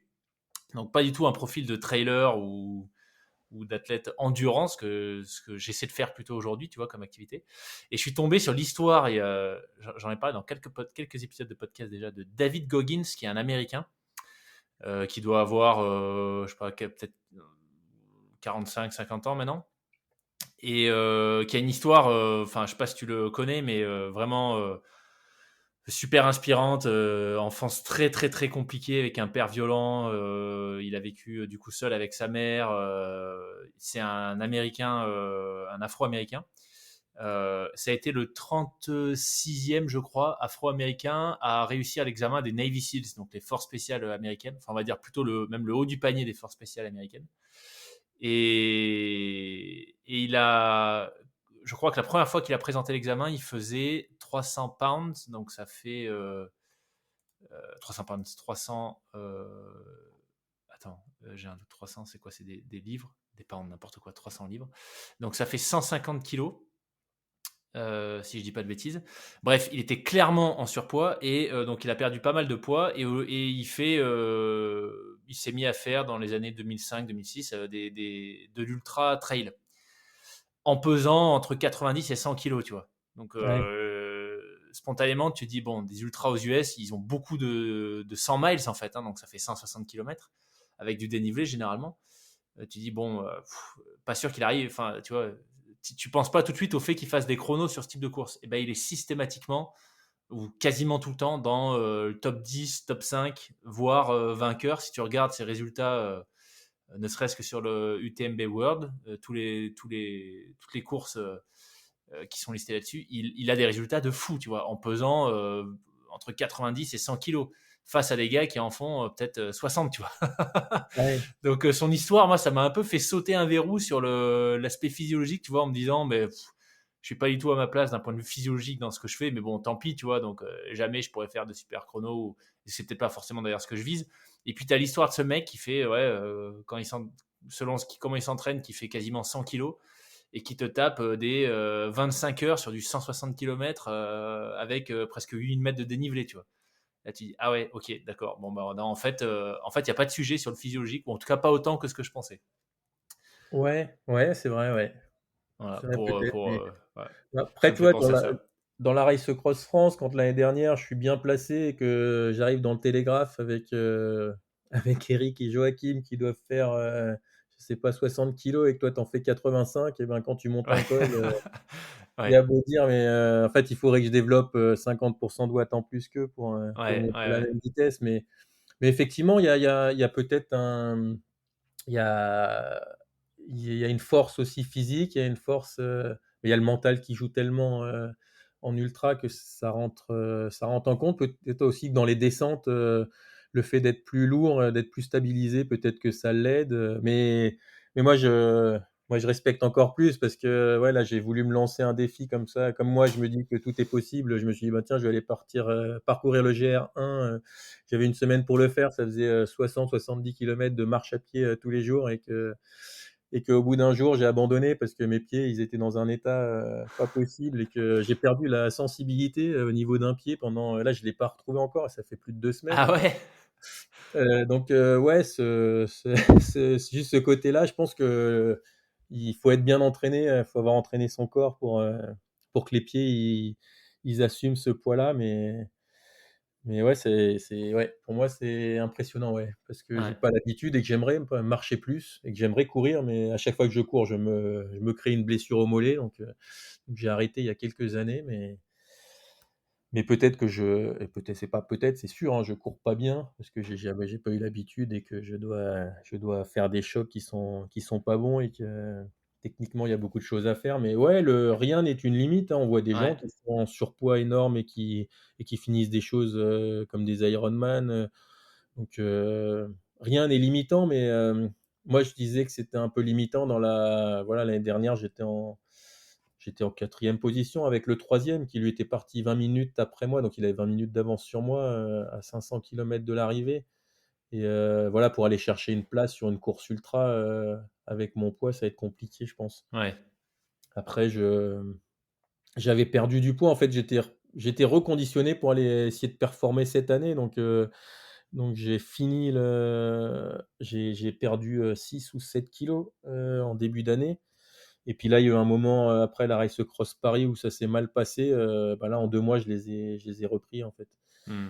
J'arrête pas de manger et de et de ouais, je repars dans mes travers donc mais c'est plus dans la performance, mais effectivement, si lui, il arrive à performer, je pense en course à pied, c'est d'autant plus, difficile parce qu'il y a ces chocs et que forcément, si tu fais du poids, ben, le choc sur les articulations, la pression sur les pieds, elle est plus importante, donc c'est peut-être encore plus un frein que dans le vélo où dans le vélo, tu es quand même sur un sport Tu porté porté, ouais, ouais.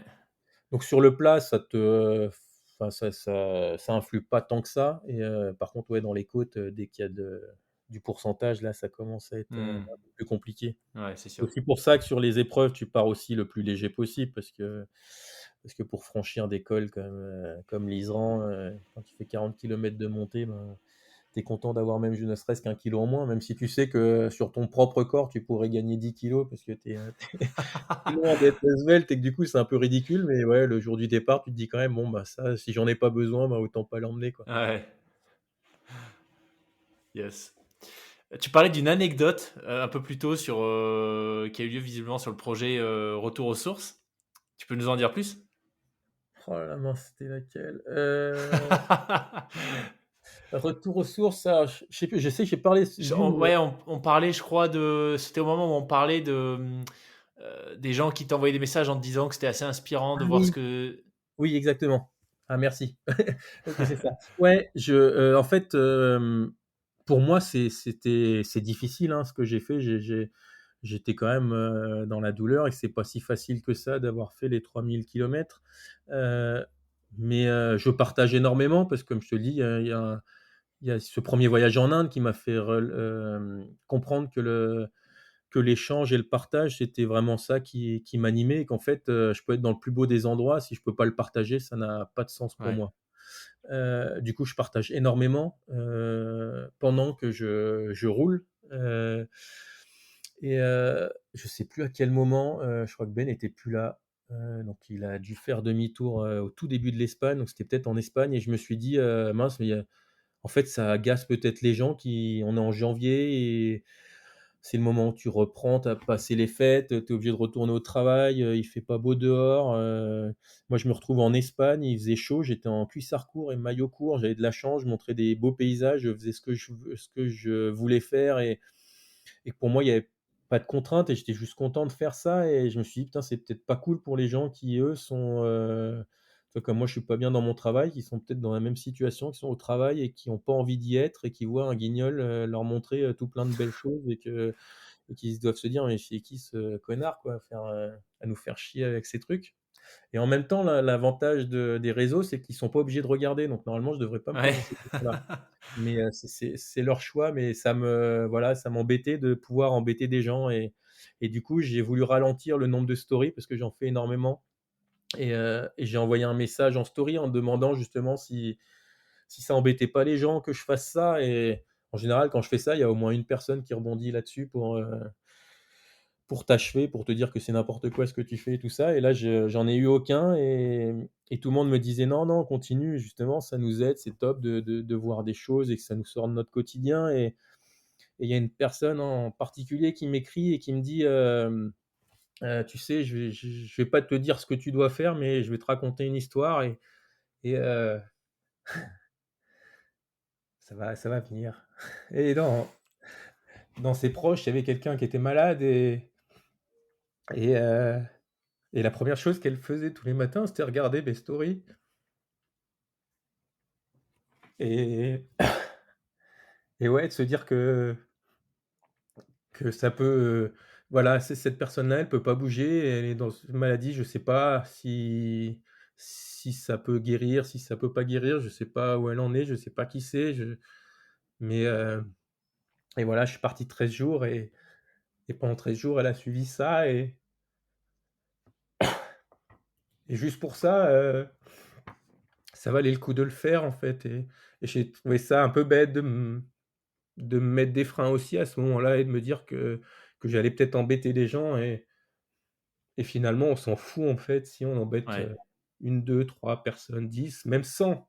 Tu vois, j'ai envie de te dire, s'il y avait que cette personne-là qui ça a servi et ben ça a du sens de continuer à le faire et voilà, ouais, ça m'a juste montré qu'il y a toujours 2 visions des choses quand on parle du verre à moitié plein, du verre à moitié vide, mmh, à ce moment-là, je me suis dit: «Peut-être que ça peut choquer des gens» et j'ai pas pensé que peut-être ça pouvait aider des gens et voilà, ouais, j'espère que cette personne va bien et je lui aurai apporté c'est pas grand-chose, mais voilà, j'ai continué et heu et ça a aussi donné du sens aussi à ce que je faisais, même si j'en avais pas besoin à ce moment-là, mais ouais, ça m'a j'ai tendance des fois à oublier ces moments-là pour penser plus à des trucs négatifs, des trucs qui me font dire que j'ai pas ma place à faire ça ou c'est pas bien de faire ceci ou faire cela et ce serait bien que je pense un peu plus à tous ces moments-là et ouais, voilà, c'était ça l'anecdote et ça a changé la fin du voyage aussi où plus jamais je me suis reposé la question si ça avait un intérêt de partager. Je pense même que si à ce moment-là, j'avais reçu des messages hyper négatifs de gens très agressifs comme j'ai pu en recevoir sur les réseaux, ça m'aurait même pas touché en fait ouais, parce que en fait, j'en ai rien à foutre, attaque-moi tant que tu veux si ça peut, j'ai même pas envie de dire aider, si ça peut, sortir une personne de son quotidien qui n'a pas la chance de pouvoir faire ce que je fais, ben, en fait, j'ai pas à me sentir, pas bien de le faire, mais je dois me sentir bien de le faire et de lui apporter ça. mmh. C'est une super anecdote. Alors, je mettrai un lien en vidéo, en description vers une vidéo à laquelle tu me fais penser du coup d'un gars qui s'appelle Drew Dudley, qui est un Américain et qui parle, en fait, donc c'est assez court, hein, c'est 6 minutes, je la mettrai en français, euh, qui parle de, la vidéo s'appelle Le leadership de tous les jours et en fait ça parle de la manière, euh, en fait de l'impact qu'on peut avoir à travers nos comportements de manière complètement inconsciente, involontaire en tout cas, sur autrui. Et il donne un exemple. Donc lui, il s'occupait de l'accueil de certains étudiants, des étudiants dans les universités américaines. Et il raconte l'histoire d'une femme avec qui il a interagi lors de son premier jour à l'université.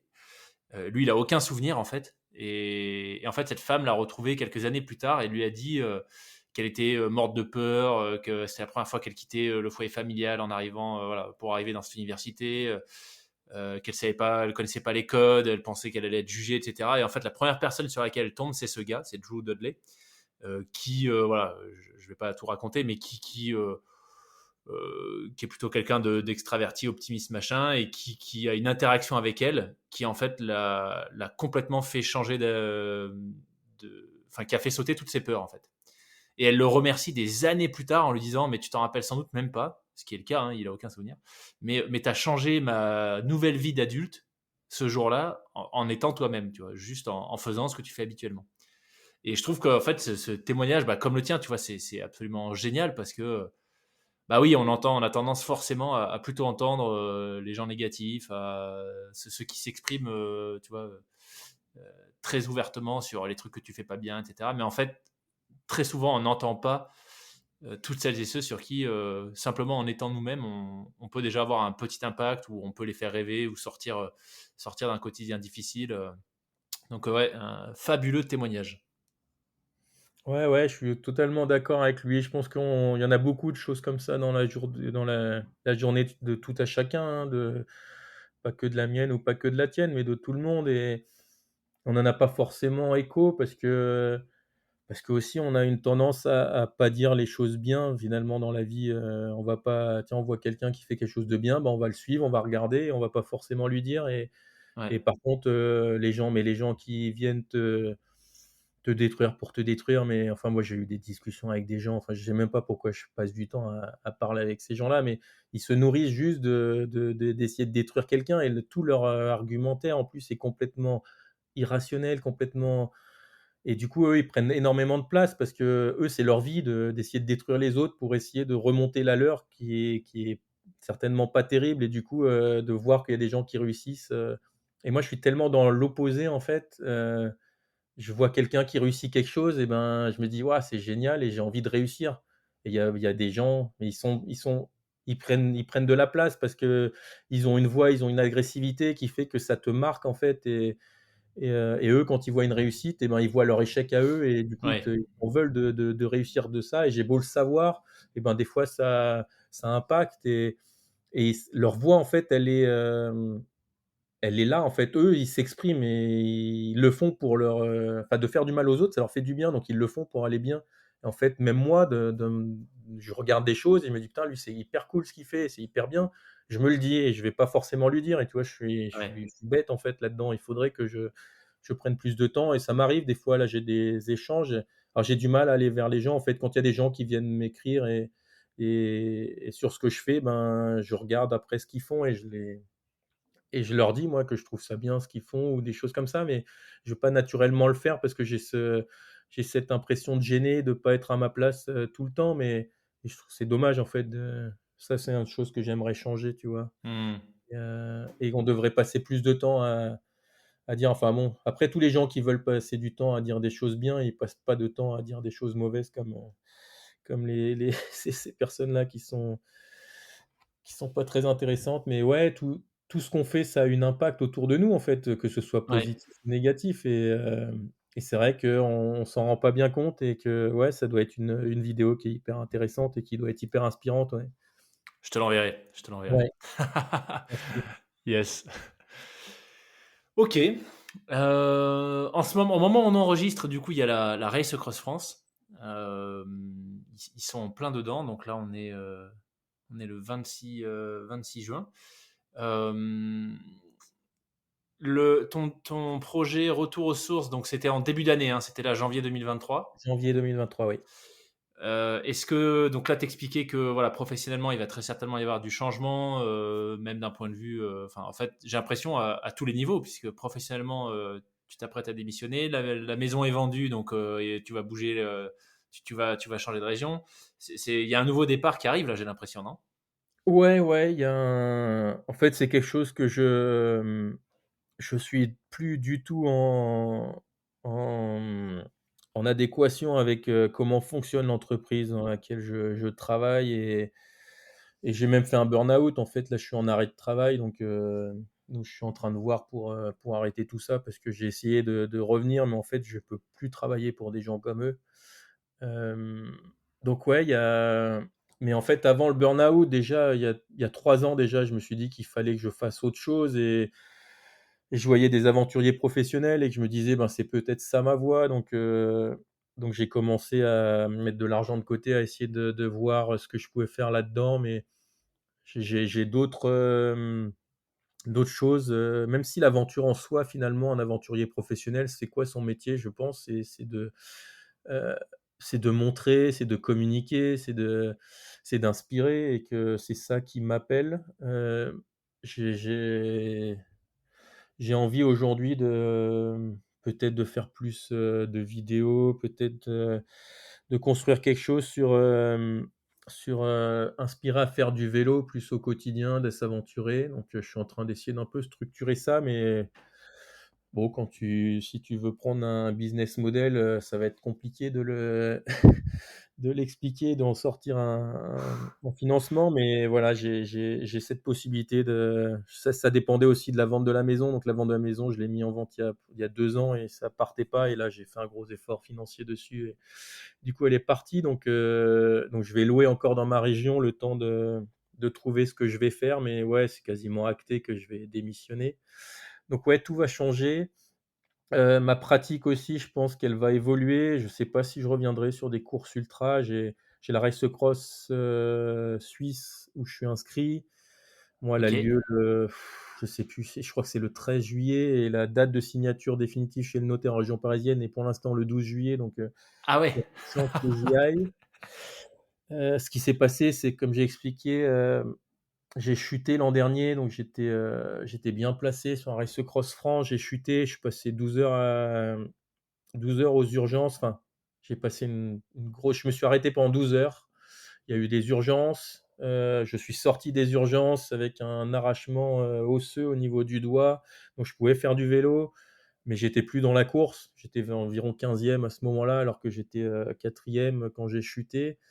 Je me dis: «Bon, bah, moi, ça a plus de sens, c'est une course, enfin, voilà, ça a plus de sens de continuer». Je suis sorti, il y a eu un orage comme, j'en ai rarement vu. Je me suis dit: «Bon, bah, vas-y, pose-toi le temps de l'orage».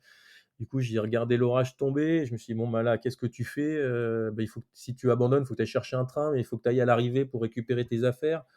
Attends, mais aller prendre un train pour aller à l'arrivée alors que je suis capable de pédaler, ben, autant y aller en vélo. Y aller en vélo, ben, sans prendre le circuit, ça me faisait gagner un peu, mais pas tant que ça. Enfin, ça me faisait éviter le Mont Ventoux quand même. Bon, très vite, j'ai compris que j'allais y retourner, donc je suis reparti.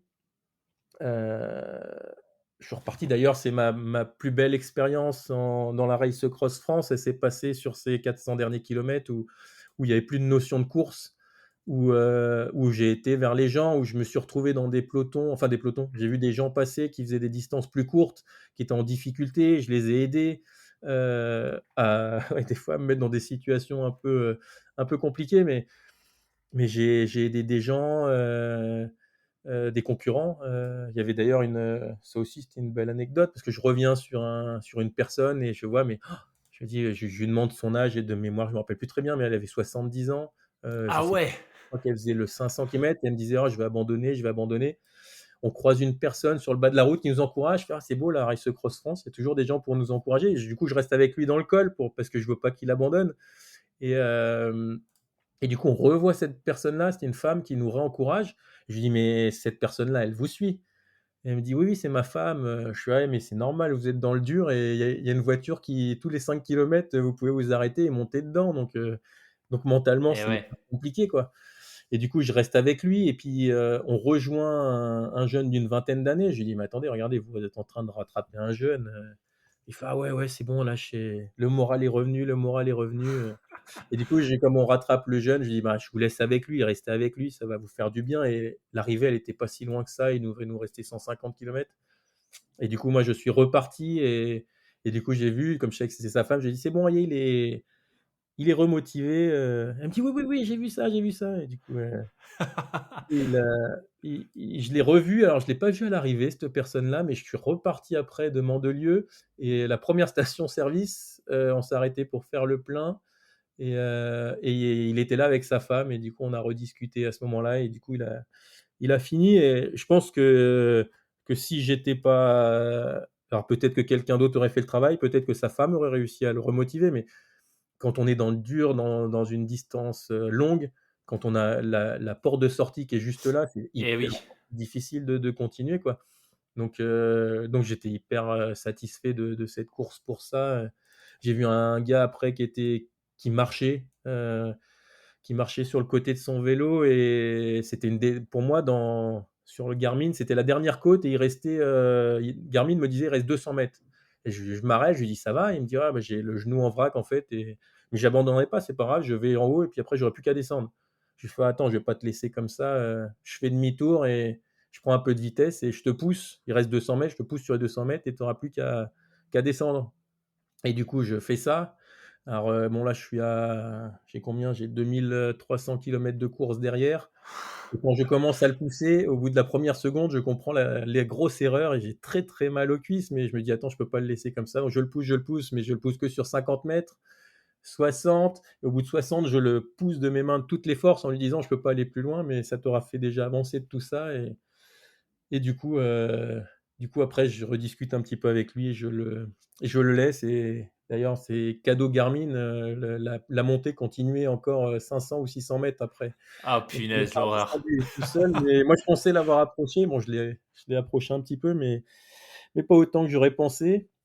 Et ouais, il y a eu ça, il y a eu le donc moi je suis tombé parce que, comme je t'ai dit, moi j'ai très honte de ça parce que, en fait, c'était ma limite. Quand j'ai commencé l'ultra distance, j'entendais beaucoup de gens se satisfaire de dire: «Moi je suis endormi sur le vélo», et je l'ai trouvé tellement ridicule, et des gens qui faisaient des places, et je me suis dit: «Mais moi jamais je ferai ça», et je me suis endormi sur le vélo et je suis tombé. Ah Heu, ouais.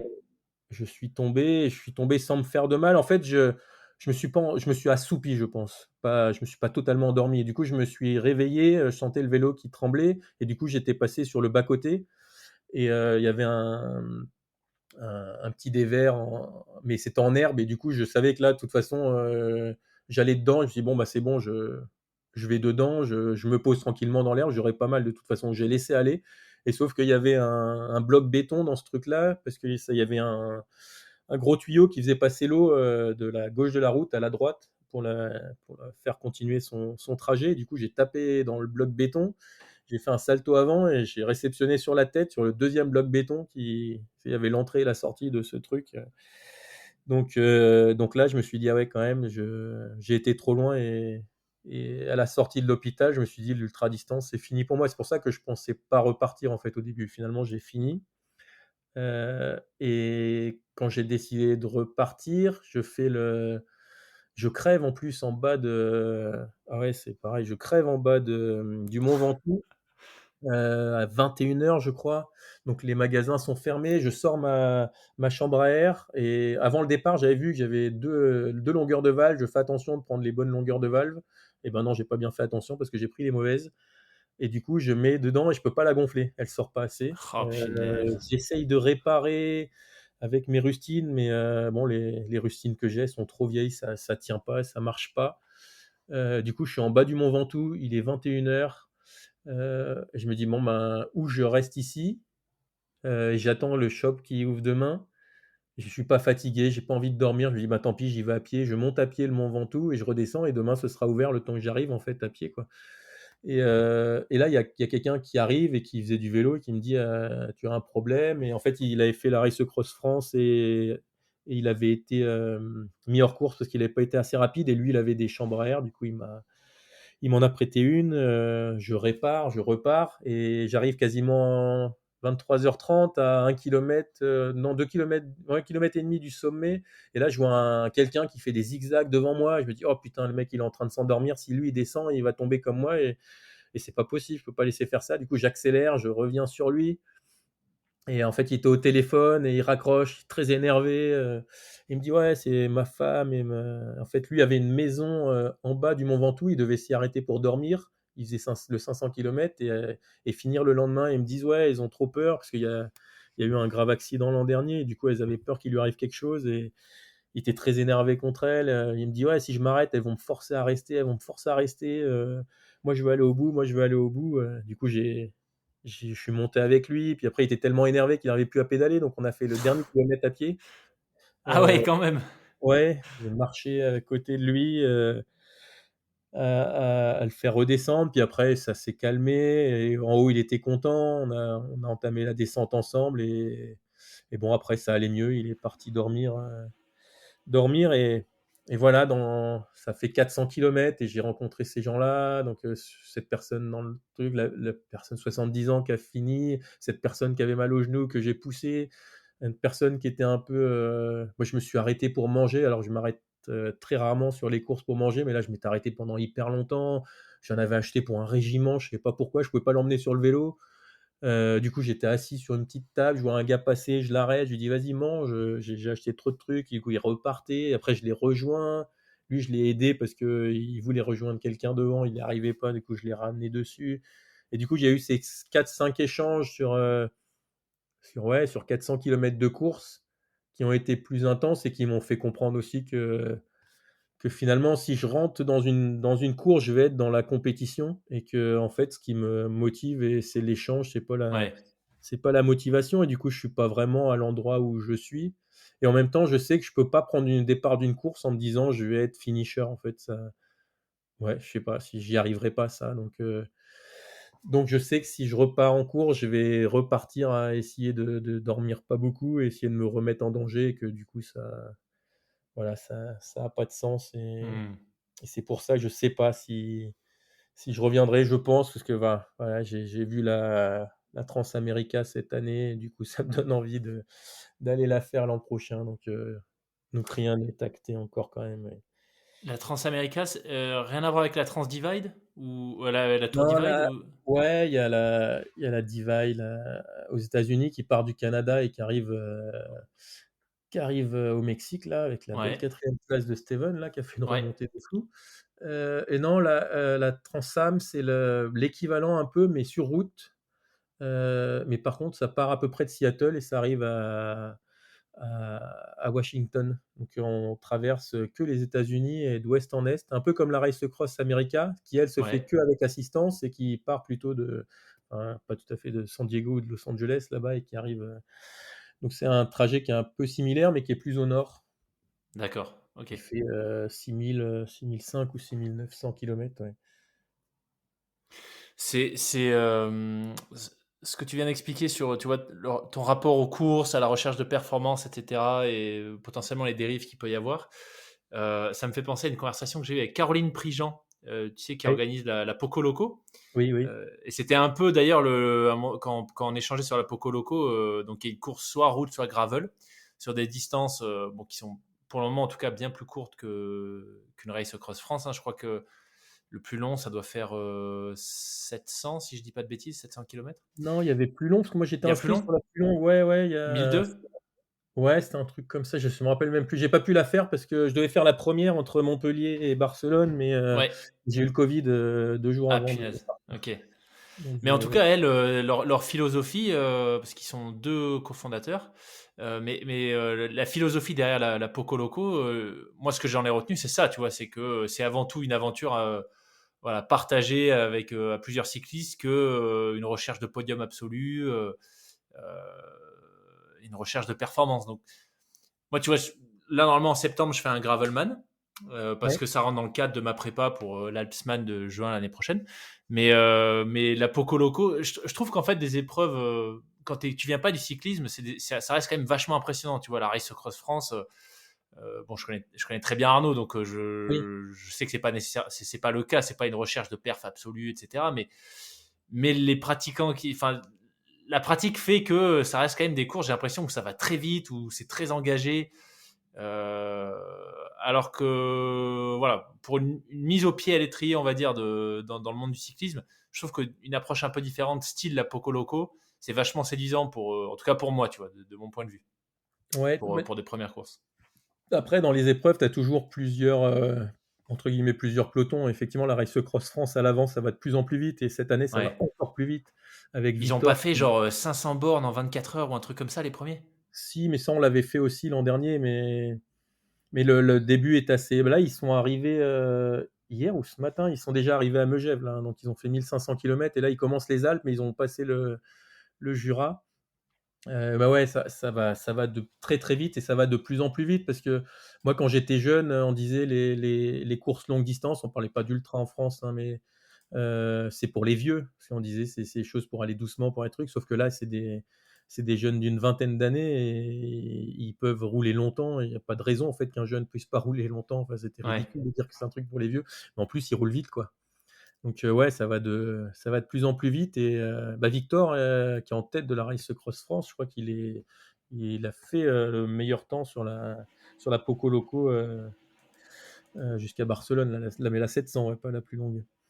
Mais Ok. ouais, c'est des gars qui vont hyper vite et qui peuvent rouler très longtemps. Et ouais, il y a le peloton de tête, il y a toujours, je sais pas combien, mais tu vois, moi, je l'ai fait, du coup, je l'ai fait 3 fois. La première année, je l'ai entamé blessé et je l'ai abandonné. La deuxième, je l'ai fini.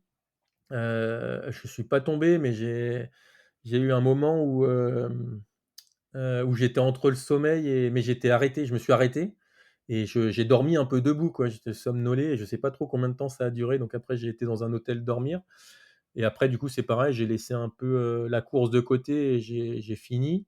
et à chaque fois, je rencontrais des concurrents, ils me disaient: «Ouais, moi, je m'en fous de la place». Je fais: «Ah bah, c'est bien, moi aussi», et du coup, je parlais d'autres choses et eux me parlaient tout le temps de la place. «Ah, tu as regardé combien on est? Combien ils sont devant et derrière, ils sont combien?» Ça Ouais. reste une course, en fait. Il y a des gens, ils ont l'impression de se dire: «Oh mais nous, on s'en fout», mais en fait, ils font que parler de Ouais. place. Après, peut-être qu'il y a certainement des gens qui y vont plus, pour finir, donc tu as 10 jours pour finir, ça fait 250 kilomètres de moyenne.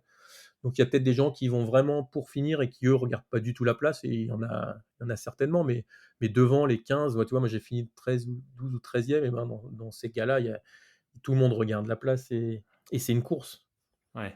Et d'ailleurs, il y a quand Sylvain Georges est venu pour battre le record, mais avec assistance, il y a des gens qui ont commencé à dire sur les réseaux: «Ouais, c'est n'importe quoi, le mec il dit qu'il a rien compris au principe, machin, c'est pas une course, c'est une», tu sais, il parlait comme si c'était presque une religion, Ouais, ouais. c'est là pour se faire plaisir. Non, c'est la Race Cross France, c'est une race, c'est une course. Le mec, il veut venir faire pour le record, bah, génial, et en plus, il va donner de la visibilité, et le mec, il l'assume, il le dit, et il le dit avec aucune arrogance, il sait pas s'il va y arriver, mais il se prépare pour venir et la faire, et il est venu, il a battu le record, et ça, c'est hyper honorable, mais c'est aussi honorable, lui, d'avoir fait ça, que le mec qui finit à 10 secondes de la fin du Ouais. chrono, qui n'a peut-être pas eu le même temps d'entraînement, qui n'a pas la même physionomie, qui a pas le même nombre de vélos à sa disposition, il y a et ouais, il y a ce côté, on en a reparlé tout à l'heure, mais des gens, il faut toujours qu'ils comparent, et parce que c'est pas dans leur vision du cyclisme, c'est pas la bonne, et ce qui est c'est ça qui est bien dans l'ultra, c'est qu'il y a des gens qui vont venir juste pour finir, et il y a des gens qui vont venir pour faire la course. Mais ça Mmh. se retrouve dans toutes les épreuves. Par contre, une épreuve comme la Poco Loco, effectivement, ça pour moi, il y avait presque pas de course, et c'était que pour, mais tu regardes à l'avant, ça part vite, et ça vient pour faire un temps. Je pense que c'est humain, en fait, dès qu'il y a un peloton, il y a toujours une partie si on est un minimum compétiteur, du cerveau qui va te donner envie d'aller vite, et puis il y a ceux qui sont pas du tout compétiteurs, qui vont juste venir pour faire l'aventure, mais ouais, Poco Loco, c'est plus dans l'esprit, aventure et partage, et c'est beau, ouais, c'est bien qu'il y ait des épreuves comme ça. Yes. Yes. Excellent. Eh ben, écoute, Vincent, on arrive au bout. Franchement, c'était un super échange. Même si là, pour la suite, peut-être en conclusion, tu vois, même si la suite, les cartes sont pas encore jouées, enfin, il y a pas mal de choses qui doivent encore se mettre en place. Mais au-delà de la Race Across Switzerland, est-ce que tu as des idées de projets, peut-être de voyages à vélo à l'étranger, des grosses choses qui arrivent ou que tu aimerais peut-être mettre en place? Alors, qui arrive, non, j'en ai pas, mais par contre des idées, j'en ai 50 000. J'ai cette trace du Tour du Japon, donc je pense qu'un jour j'irai, mais je sais pas quand. J'irai rouler en Inde, ça c'est une certitude. J'ai dû l'annuler en novembre dernier à cause du travail, mais je devais y aller en novembre, et en Inde, j'ai 50 000 idées. Je crois qu'il y a le col le plus haut du monde, enfin avec une route, quoi, Ouais. là-bas, donc ça, ce sera un objectif. À un moment ou un autre, j'y serai, c'est sûr. Attends, mais Heu le tour du Japon, c'est combien de kilomètres ça? Oh, j'en ai tracé plusieurs, ça dépend si tu fais juste le tour de l'île principale ou Ah si tu oui. fais ça. Ouais, j'ai tracé entre 3 500 et 5 000, je crois. Ah ouais, ah j'aurais dit plus, tu vois? Toutes les îles, Kyushu, Honshu, Shikoku, Ouais, Hokkaido, je il y a pensais que peut-être ça allait pas faire. toutes les îles, ouais, il y a peut-être pas Ouais. toutes les îles. Déjà, ouais, j'étais pas sûr que en fait, je suis un peu feignant, moi, tu sais, dans mes extrêmes, il y a aussi beaucoup la feignantise, et j'ai la flemme d'aller chercher pour être sûr qu'on puisse passer d'une île à une autre en vélo ou des trucs comme ça, donc dès que j'ai un doute, bon, bah, j'y vais pas, et j'ai tout le temps des surprises, en fait, enfin, il y en a qui tracent et qui vont regarder sur, Google Earth s'il y a vraiment une route à cet endroit-là.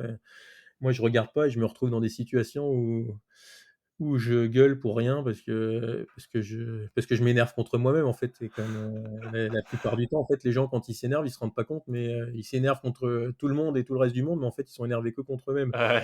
Moi, j'en ai conscience depuis bien longtemps, donc je sais que je m'énerve contre moi-même parce que j'ai la flemme, en fait, de faire ça. Moi, la plupart du temps, je me dis: «Ben, tiens, je vais aller de là à là», et ben, je mets le point de départ, le point d'arrivée, et puis le Komoot ou Strava ou Garmin, Connect me dit: «Ben, passe par cette route» et je passe par cette route Ouais. et ça me fait passer des fois dans des forêts, enfin et voilà, ça fait partie, de l'aventure et que j'ai la flemme d'aller plus loin et d'aller enfin, je me verrais pas reconnaître. Il y a des gens qui font la transcontinentale, qui font, 4000, kilomètres et qui ont regardé, visiblement la totalité de leur circuit pour voir s'il y avait une route, enfin, ouais, moi, je pourrais pas faire ça. Après, je respecte énormément. Moi, j'aimerais bien être aussi pointilleux sur ça, mais ah ouais, non. Non, donc ouais, le tour du Japon, l'Inde, c'est sûr que j'irai, et après là, ça va dépendre. En fait, j'ai mon projet, ça va être, je pense d'essayer d'inspirer un petit peu et d'essayer d'aller j'aimerais, me lancer un peu des défis et un des premiers défis, ce sera de rouler dans toutes les capitales, d'Europe et peut-être du monde au bout d'un moment, de rouler dans tous les départements de France, Mmh. et heu et à chaque fois, je vais essayer de faire un petit film, qui sera certainement pas très long et voilà en fait, j'ai déjà plus ou moins commencé ça. Je sais que je vais certainement me lancer en septembre ou en octobre et je commence à faire des petits montages. Donc ma traversée de la France, je suis en train d'essayer de faire un petit montage, essayer de retrouver des bases parce que j'ai une formation sur ça, mais que c'est un peu loin et que comme il y a aussi ma fainéantise à le faire, c'est bien, ça me pousse à faire les choses donc ouais, ça va aller vers ça, vers du vélo, peut-être plaisir, mais je prends plaisir aussi à faire des longues distances, donc il y aura toujours de la longue distance, il y aura toujours des défis, mais il y aura aussi certainement des découvertes un peu moins longues et voilà, de montrer un film. Je me dis que montrer un film sur, 40 kilomètres par exemple d'un circuit à côté de chez moi où les gens se diront: «Ah bah tiens, c'est sympa en fait en Seine-et-Marne, bah pourquoi pas y aller?» et peut-être faire ça un peu partout et juste dire: «Voilà, moi j'ai fait ce circuit-là à tel endroit et j'ai vu ça, si ça vous intéresse, allez-y». Ouais. Voilà, donc ça serait plus, partir dans des choses comme ça et puis faire une aventure comme Retour aux sources au moins une fois par an, ouais. Ça serait top. Trop bien. Punaise, bah, ça laisse présager, de belles aventures inspirantes, peut-être que ça débouchera sur, bah, d'autres épisodes, hein. Qui sait, tu viendras nous faire des débriefs, du fameux tour du Japon, du premier trip à vélo en Inde, ça pourrait être carrément intéressant. Ah ouais, avec plaisir, ouais. Ben, là, j'y pense, là, ouais, comme je l'ai loupé l'an dernier, peut-être en octobre. Non, ouais, ça dépendra de je dis ça et en fait, je me projette pas parce que ça dépendra trop de là, je vais louer une maison ici parce que je suis toujours employé, mais du coup, si j'arrive à faire ma rupture, il y a des chances que je parte, il faut que je trouve où, il faut que je m'installe et une fois que je serai installé, je serai un peu plus libre de mes mouvements et un peu plus libre de mon calendrier. Ouais, Mais, j'aimerais bien, ouais, le faire, à la fin de la prochaine mousson, donc, ouais, novembre-décembre, ça pourrait être un beau projet. excellent. Génial. Bah, écoute Vincent, franchement merci, hein, c'était passionnant comme échange. Est-ce que toi, il y aurait peut-être un pour, synthétiser, tout ce qu'on vient de se dire ou peut-être conclure par quelque chose qu'on n'a pas encore dit, mais est-ce qu'il y aurait un message que toi tu aimerais faire passer puisqu'on parlait de partage et d'inspiration? Tu vois, celles et ceux qui nous écoutent, qu'ils soient pratiquants ou non de vélo, parce qu'on n'a pas parlé que de ça, mais, ouais, est-ce qu'il y a quelque chose que toi tu voudrais partager pour conclure l'échange? Ouais, ben, que chacun trouve ce qu'il aime faire. En fait, moi, j'ai pas de tu vois, si la personne, elle aime faire de la couture ou n'importe quoi et qu'elle a envie, en fait, dès qu'on a envie de faire quelque chose, si on a vraiment l'envie, on va le faire bien, en fait, donc et si Mmh. on le fait bien et qu'on a envie, on va avoir des réussites et on va se sentir mieux dans sa vie, donc que chacun trouve, ce qui lui fait plaisir, mais vraiment ce qui lui fait plaisir à lui et là, toutes les portes, elles s'ouvriront, en fait et il y a pas de limite, comme je disais. Moi, je pense et je suis intimement convaincu qu'il y a aucune limite, mais pour personne, en fait. Quelqu'un qui a jamais fait de vélo, s'il rêve de faire le tour du monde, à vélo et ben, il achète un vélo, il part, il fait le tour du monde. Au début, il va faire que 10 kilomètres et après il va faire 20 kilomètres et assurément, il va faire des étapes de 150 ou 200 au bout d'un moment. La seule limite, ça va être une limite de temps, se dire, «Bah, tiens, je vais faire, le tour du monde, en vélo et je vais le faire en 2 semaines» et ben, ça, c'est pas possible.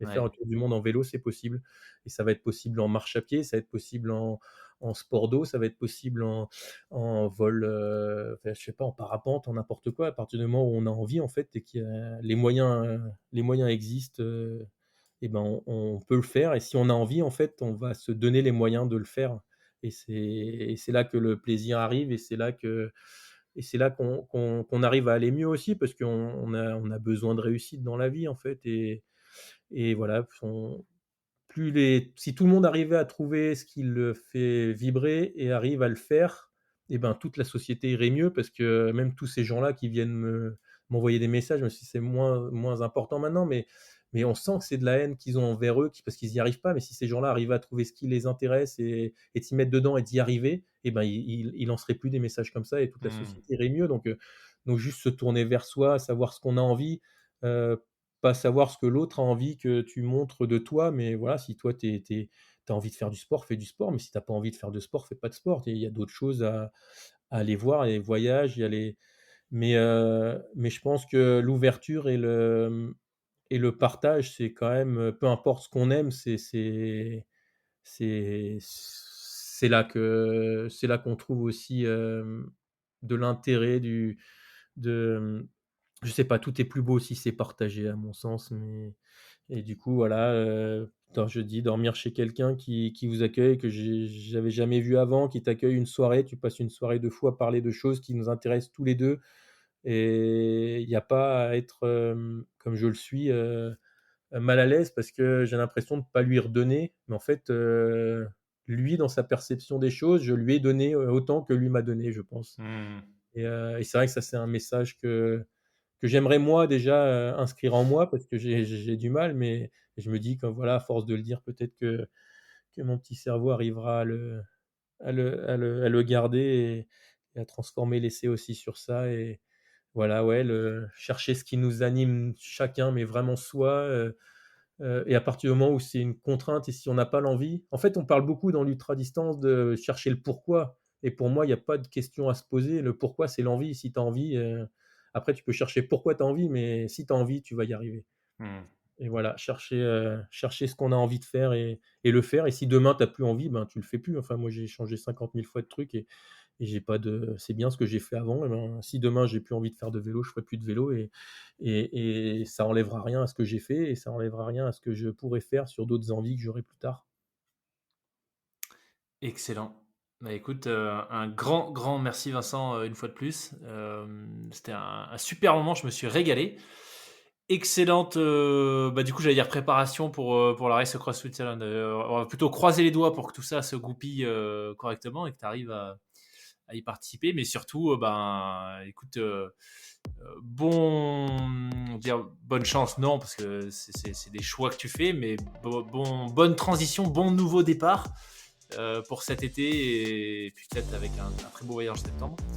Et puis ben, on se donne rendez-vous alors pour le débrief sur une de tes prochaines aventures.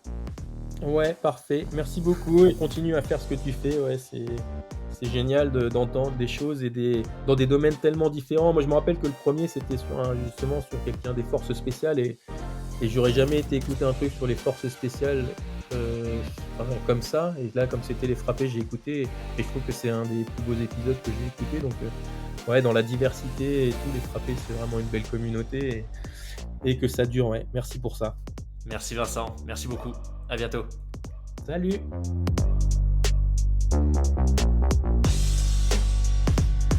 Merci d'avoir écouté cette conversation avec Vincent dans son intégralité et j'espère que notre échange vous aura incité à vous créer vos propres aventures pour cet été. Comme d'habitude, si vous avez des feedbacks, vous pouvez me contacter via Instagram sur lesfrappés.podcast ou par email à hello@lesfrappés.com. Je vous le dis chaque semaine, mais je vous le redis, je fais vraiment mon maximum pour vous proposer du contenu de qualité gratuit.